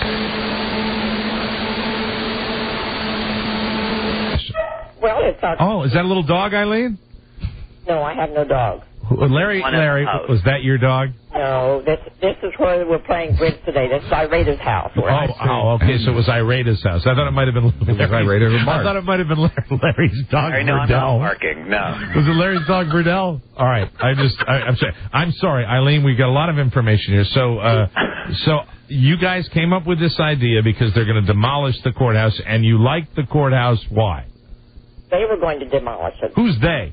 The county commissioners. They voted to demolish the courthouse. Are they young whippersnappers? Are they young whippersnappers, Eileen? Are they what? Young whippersnappers? The people, the commissioners. County, yeah. Yes. Rob, don't get too complex. No, sorry. Well, we'll let you know better. Well, this is a wonderful building that you all love very dearly. It's 128 years old. Larry, how did you get involved in this? Well, I was in the kitchen when we were all discussing what we could do. Larry, can I ask you a question? Sure. Are you allergic to tree nuts? I am not. I just wanted to Many check people that. are. Yeah. Eileen, how many of you will be participating? Will it be 12 for every month of the year? Participating in a club? How many people will be participating in the calendar, Eileen? 7. Will you all be nude? Beg pardon? Will you all be nude? Well, an old lady never tells. An old lady never tells. It's 7 years. Here's my... Eileen, can you hear me? Yes. All right, here's the dilemma I have with this. You are 7, and there are 12 months of the year. Yes. That leaves 5 months of the year unaccounted for. Yes. So what are we going to do about that? We're going to have individual pictures for 7 months. Yes. Probably our birthday month. Right. And then we have group shots. Stop. Group shots. Now, you, my dear, you are 86, correct? Yes. Yeah. How old is the oldest participant? 94. Oh yeah. Wow. I am there. 94. Have you posed yet, or have the pictures yet to be taken? The pictures are done, yes. The pictures are done. Are they tasteful? They are beautiful. Yeah, Larry. Larry, did you take the pictures? I did not. We have a fabulous photographer here in town. She's a genius, Mary Ellen Bertram. Oh, she is good. Larry, are these themed pictures? Well, they're themed because there's a courthouse, at least one in every picture. Wow. We have courthouse. Is that what we're calling it? Wait, I'm reading this. It says Eileen Heron. It's you, Eileen Heron. You're who I'm speaking with, right? I'm the what? Yes, that's Eileen Heron. That's Eileen Heron devised a plan. Yes. Photographing Eileen and her Bridge Club friends in intriguing poses using porcelain replicas of the courthouse as strategic cover-ups. Oh, dear. That's wonderful. Is the courthouse an obelisk, like the Washington Monument? Shut up, Rob. An obelisk. Yeah, shut up, Rob. So that's Rob. That's Rob, Larry. Shut up, Rob. Pipe down, Larry. So they reason what better way to demonstrate the 1877 structure's worth than to showcase the lovely longevity found in these women, all of whom are from the farmland area. And how much are these calendars going for, Larry? They go for $12.95 and $3 shipping and handling, and $1 for each additional calendar. Eileen, I have to. Can you hear me, darling? I'm here. How did your family feel about you participating in this calendar? They think it's wonderful. And who do you think looks hottest in the calendar, Eileen? Hottest? Hottest, like sexy. Most attractive, most fetching. Probably our 94-year-old member. Yeah! I'm glad to hear that. That's right. It is a beautiful picture. Of course it is. Eileen, did you think about a bake sale at any point? Probably what? A bake sale. Selling baked goods to raise money? Yes, with yeast. No. Yeah. Not a bake sale? No. Are you going to do anything else besides this calendar to raise money to... Do you think it's going to work, first of all? Well, we just hope it gets enough attention that the commissioners will change their mind and we can get the courthouse restored, and our calendar sales will help in that restoration a little bit. Now, Larry. Yes. Let's talk about you for a second. Please. Larry, what the hell are you doing? We're doing a beautiful, tasteful calendar. No, we know that, but how did you get involved? Yes, your involvement, Larry. What are you up to with all these ladies? Come on, Larry. Okay. Larry, are you having any relations with any of these women? Well, of course not. All right, just checking. Good. I'm the past president of the organization that is behind the whole calendar. Behind the whole calendar? Right. All right, very good. We're applauding that. Thank you. Yes. Thank you. Yes, and do you think this is going to work, Larry? I do. I think that we've gotten great attention already, and we're also doing other things to make the commissioners understand that their decision is not the correct decision. Are you hoping to embarrass them a little bit with this? Is that part of the point here? Not really. No. Are you sure? Well, now the participants, I got them all here. Eileen, we spoke to Eileen. Eileen, how you doing? I'm doing fine. How's Garnita? How are Garnita's pictures? How is her what? How are Garnita's pictures? Did they come out okay? Oh, yes, they're all beautiful. And Wanda? Oh, gorgeous. And is it Ermel? Ermel. She's the 94-year-old. Oh, Ermel's the 94-year-old. Now, they all have a different kind of theme. Obviously, you're not totally nude. You're using the courthouse. Did you wear, did you wear any kind of, cowboy outfits? I don't think there's a cowboy outfit. Lingerie, perhaps? Lingerie, yes, Buzz, of course. Was there lingerie in this? No, it's the courthouse replicas. That's what you're saying. So we're talking total nudity, except for the courthouse replicas. Well, it's really not a matter of if they're nude or they're not. No, actually it is. It sure is when you're going to sell those calendars, Hey, they're only $12.95, I mean, they sound pretty hot. They're beautiful. They're lovely. And what about Frances? How did her pictures come out, Eileen? Frances? Eileen? Oh, my God. Oh, dear God. I think we lost her. Was she there with you? Was that expected? No, we were in different locations. Oh, really? In so many ways. What happened to Irada? Well, she Irada, Larry, what the hell's with these names? Is this particularly the farmland? Names. Yeah. Buzz, you're from that part from long ago. From in their day, these were not unusual names. That's right. All right, explain to me the origins of Garnita. Who, me? Go ahead. I was asking Larry. What's the primary industry in farmland, Larry? There's a lot of farming here. That was my question. Of course. What do you do in farmland, Larry? Besides organize? What? I've got a gift shop. Oh, so therein lies the porcelain figures of the courthouse. Well, actually, that was a fundraiser from the organization that I'm with. So you got stuck with them. Once you save the courthouse, once you've saved the courthouse, what are you going to do with it besides run a gift shop?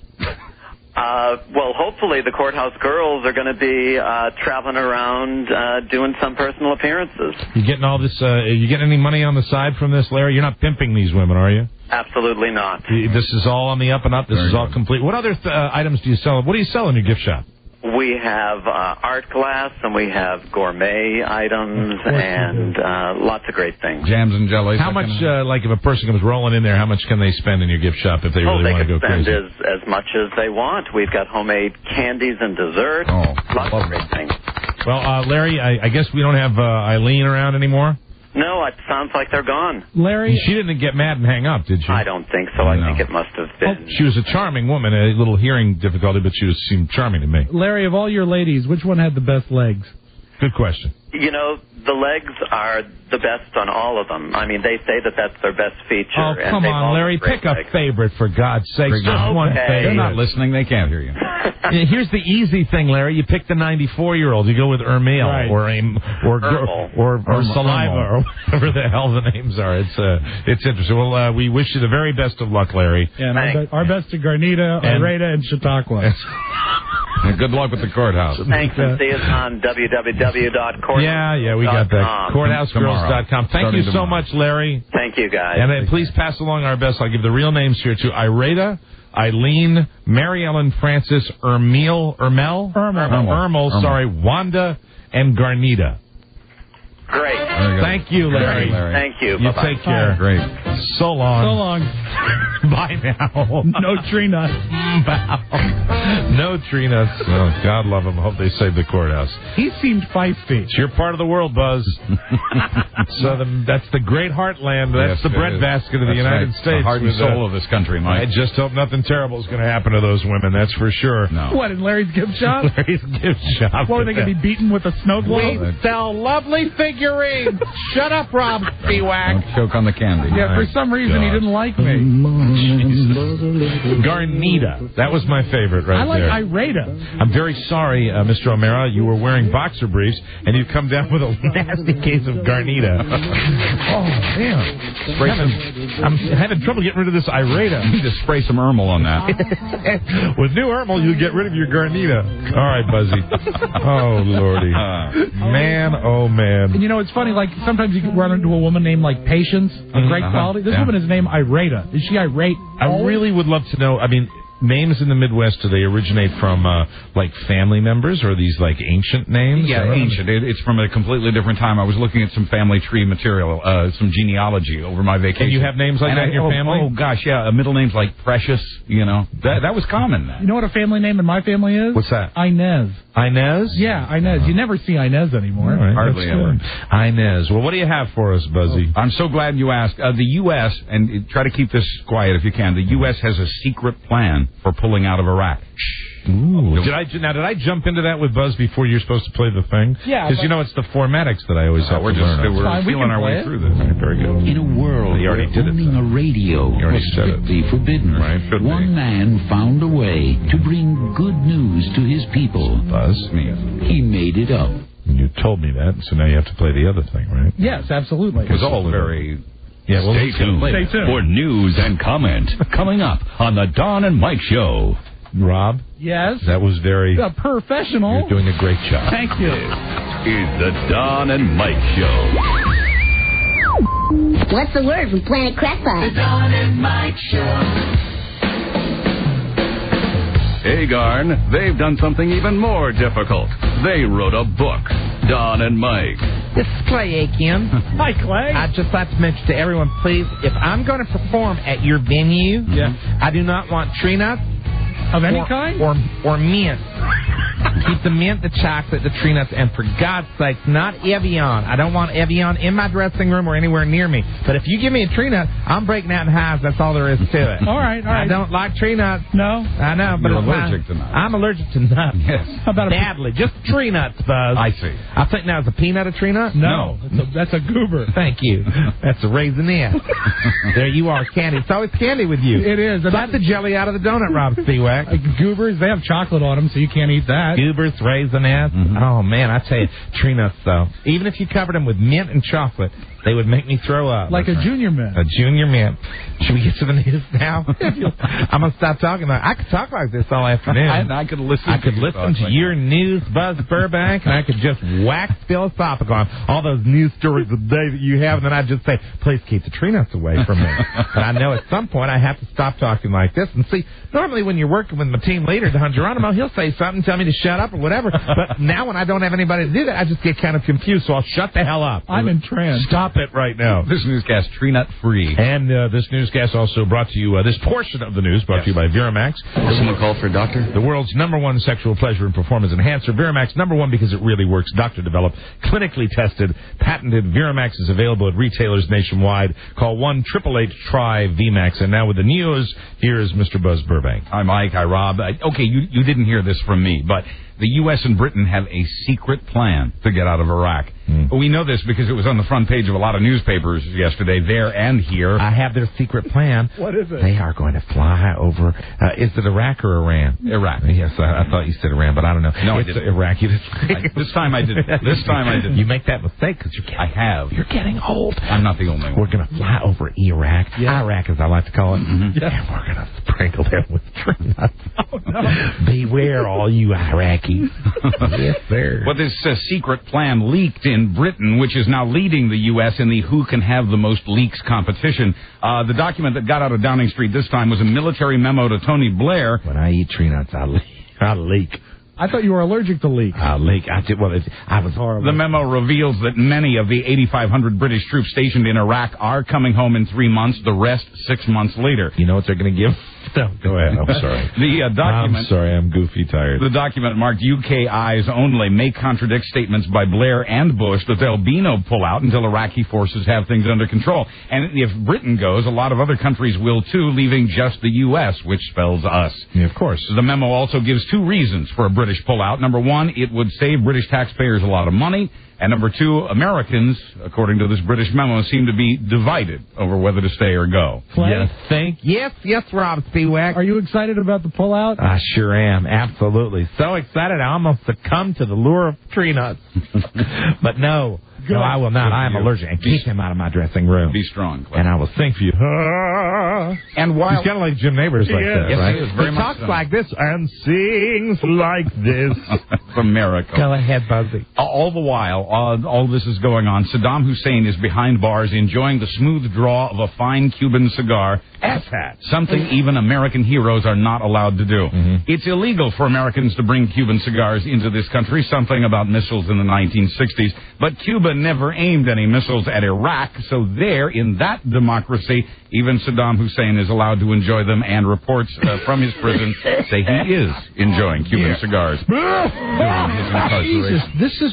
This is right after like the whole potato chips or like Cheetos. Cheetos, giving him that. Cheetos he loves, and Doritos he loves, and his underwear. Surreal. His fingers are going to be horrible. They'll be orange, then they'll be black from the cigars. Let him wash. I don't get it. You know, on one hand, we have the people that are being like, dragged through the dogs and stuff and stacked on each other naked, but he's having the guy that's responsible for this. Yeah, smoking a Cuban. I think it's bad. It's all these stories, when they leak these stories, I think all they succeed in doing is humanizing him more. It's ridiculous, and I think all they should do is give him tree nuts. That's right. He's allergic. Just and boxer briefs. Hillary Clinton has also made headlines with her speech Sunday in Colorado comparing President Bush to Mad Magazine's Alfred E. Newman. Yeah. She described Bush's attitude toward the tough issues as, what, me worried? The Republicans are offended. But she also said, and I quote, the threat of terrorism is as close as our daily commute. And she said we should finish the job in Iraq because that's part of the fight against terrorism. I'm trying to think right now, if you look at George W. Bush, and you know, obviously he doesn't have the separation in his teeth. And if you did the separation in his teeth, I still think it would be a stretch. No, I think it's pretty. You'd have to put on freckles. The hair would be right. Yes. Yeah, because he's got a head. The shape of the head. The shape of the head would rock. Yeah. But didn't his ears? You're the Mad Magazine connoisseur. His ears stuck out, and that's not the case with the president. But the separation in the teeth, the David Letterman separation in the teeth, is what you would. Here's why it'll never work. Because you'd have to find a picture of the president shrugging, and where are you going to find that? What me worry? As for Bill Clinton, his former acquaintance Paula Jones is planning to visit the Clinton Presidential Library. Slut. Quoting Paula's publicist, I'm going to make a big show out of it. What time is the slut coming by? Paula. Oh, man, that's great. We'll rekindle our romance. Paula will be wearing a T-shirt to the library to promote some sponsor. It'll probably be a tight T-shirt, so cable news will have to show it again and again so we can make out the lettering and every delicious curve. I want to tell you, look, I think we should let bygones be bygones. And, ever since you got those braces on, your teeth look so good and you are so hot. And I just think, Hillary's up there in Washington calling Bush Alfred E. Newman. And all I told Bush was, why don't you talk about her cankles?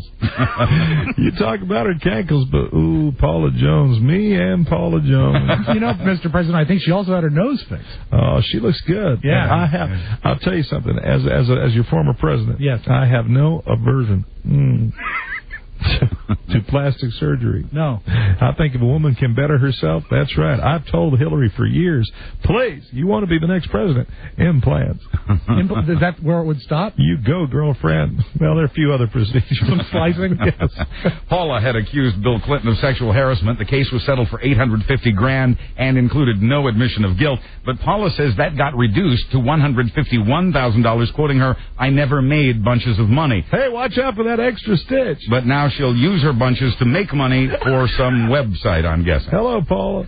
I love you. Paula. I love your curves. In the hot, steamy summer that is Washington, D.C., another area woman's been arrested for putting her kids in the trunk of her car. What you say another. What is going on? I mean, I wasn't here when the first one happened. There have actually been several around the country, but this is the second case in 2 weeks in which a mother, for one reason or another, has stored children in the trunk of her automobile.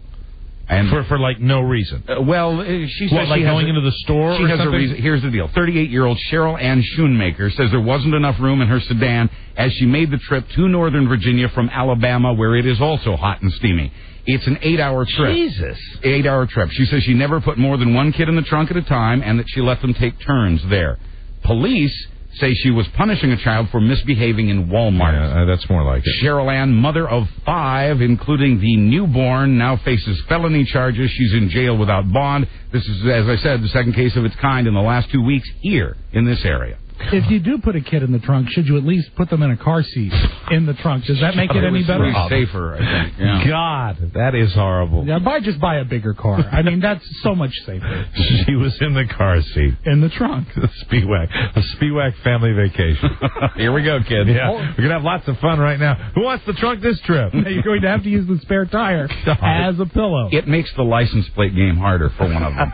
Then you'll play a little game on which side of the trunk they're going to hide in when you open it, All right, remember, keep your eyes closed. You want to be blinded by the bright sunshine. Did I ever tell you the time that I had Carrie close me in the trunk? Oh, really? Seriously, because I wasn't sure. I had to rewire the light in the Caprice trunk, and I wanted to be sure that it turned off. Oh, I remember that. And I remember. That was one of the times, actually, that was one of the first times she tried to escape. You do that when you change the bulb in the refrigerator. I do that as well. At least she ran, and then Rob finally caught her again. I was able to jimmy the lock, and in the case of the refrigerator, plenty to eat. Always. You are cheating the boss out of 2 hours of work every day, according to a new survey. We're not talking about breaks and lunch hours. Probably on the boss's time, you told researchers you mostly spend that 2 hours wasted time every day surfing the internet or chatting up your coworkers or just, and I quote, spacing out. I was thinking of, believe it or not, he's in here with us, incidentally, when this type of thing goes on, when we have a little switch. Joe actually sits where Rob sits, which is a little different. Joe's got a totally different style. Yes. Joe's back there. Yeah, Joe's actually making crafts in the back of the studio. Making crack? No, crafts. Rob, you can buy them at Larry's gift shop. Rob runs the board, stands where team leader Don Geronimo normally stands, and we do that little rearranging. I was not thinking, and now now, for the very first time on the microphone since we came back from this break, is Joe Ardinger. Here we go. I'm doing macrame. Thank you. Return to your seat. I will maintain discipline here. And when Buzz was reading that story about wasting time, I was thinking more of another employee. Andrew? Andrew! Yo, Andrew! Are you listening? I saw you eating again today. I saw your bag of chips, Andrew, after yesterday's Kentucky Fried Chicken. Poor Andrew, wasting away to nothing. Oh, absolutely. Boy takes care of himself. Got to eat. He's a growing boy. Absolutely. So here's the deal. This is news. This 2 hours of wasted time at work every day. The reason this is news, your boss believed you were only cheating him out of an hour a day. That's what he was calculating. This 2 hours thing to bosses is new. You know, for anybody that sits on the Beltway in Washington, D.C., or whatever city you're in, where you see the people sitting there for 2.5, 3 hours of traffic and feeling more and more like you're in some futuristic sci-fi movie and your drones just, going to work every single day, I say F the boss.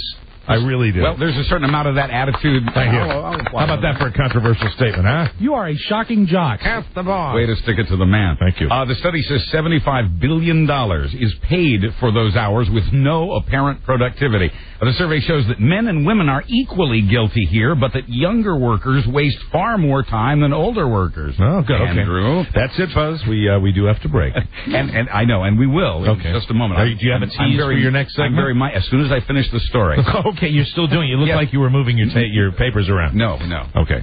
Some of those surveyed workers say they waste time. How about his assertiveness, huh? The boss is away. Absolutely. I mean, I'm looking at the time. I'm just trying to do my thing over here. I didn't know you were... I'm sorry I didn't let you finish your pine nut. That's okay. Or your tree nut. Tree nut. Yes. All right, go ahead. I'm not allergic. I know. Andrew is. Some of the surveyed workers say they waste time because they just don't have enough to do. About 1 in 4 say they do it because they feel they are underpaid, and there's the sticking it to the man part. Researchers point out that wasted time can result in good morale and creativity that contribute in a positive way to the workforce. Quoting one researcher, there is such a thing as creative waste. Not all wasted time is bad. He's very territorial about his stories, isn't he? Is. Yeah. I have to learn that. I have to be aware of that. These American workers want to know these things. You know why he's being like that? How's that? Because those gray shoes. They're silvery shoes. Silvery shoes. Computer shoes. What do you have coming up next, Buzz? When we come back, elbows, the part of your arm that bends. Well, whatever. All right. We'll be right back. This is the Don and Mike Show. Gosh, I hate to interrupt.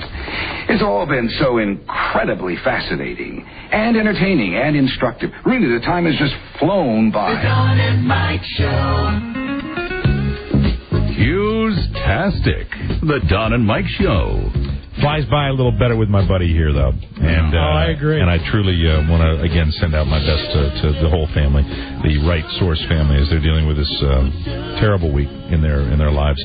I do want to thank everybody that's sent flowers here to the radio station today, but I will tell you, in lieu of flowers, the family has requested that you make donations to the Worcester County Humane Society. I do that because I live south of Worcester, Massachusetts, right. So it's the Worcester County Humane Society, P.O. Box 48, Berlin, Maryland, 21811. And also that information will be on the website. I think it already is on the website. Yes, DonandMikeWebsite.com. That is already up there, so if you're in your car right now and you want to double-check that, you can go to DonandMikeWebsite.com.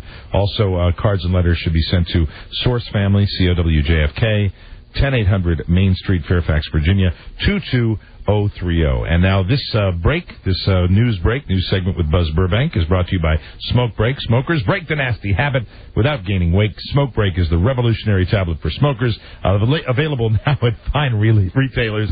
I'm starting to lose it here at the end of the show. A lot of information to give out, a lot of sensitive information to give out. Now, here is Buzz Burbank. Hi. In sports, we like to keep you posted every year on the score at the running of the Bulls in Pamplona, Spain. The Bulls lead 4-0, having injured 4 people this year, including a man who got gored in the backside. Yes, I know. Another asset goes down. If you know what I mean.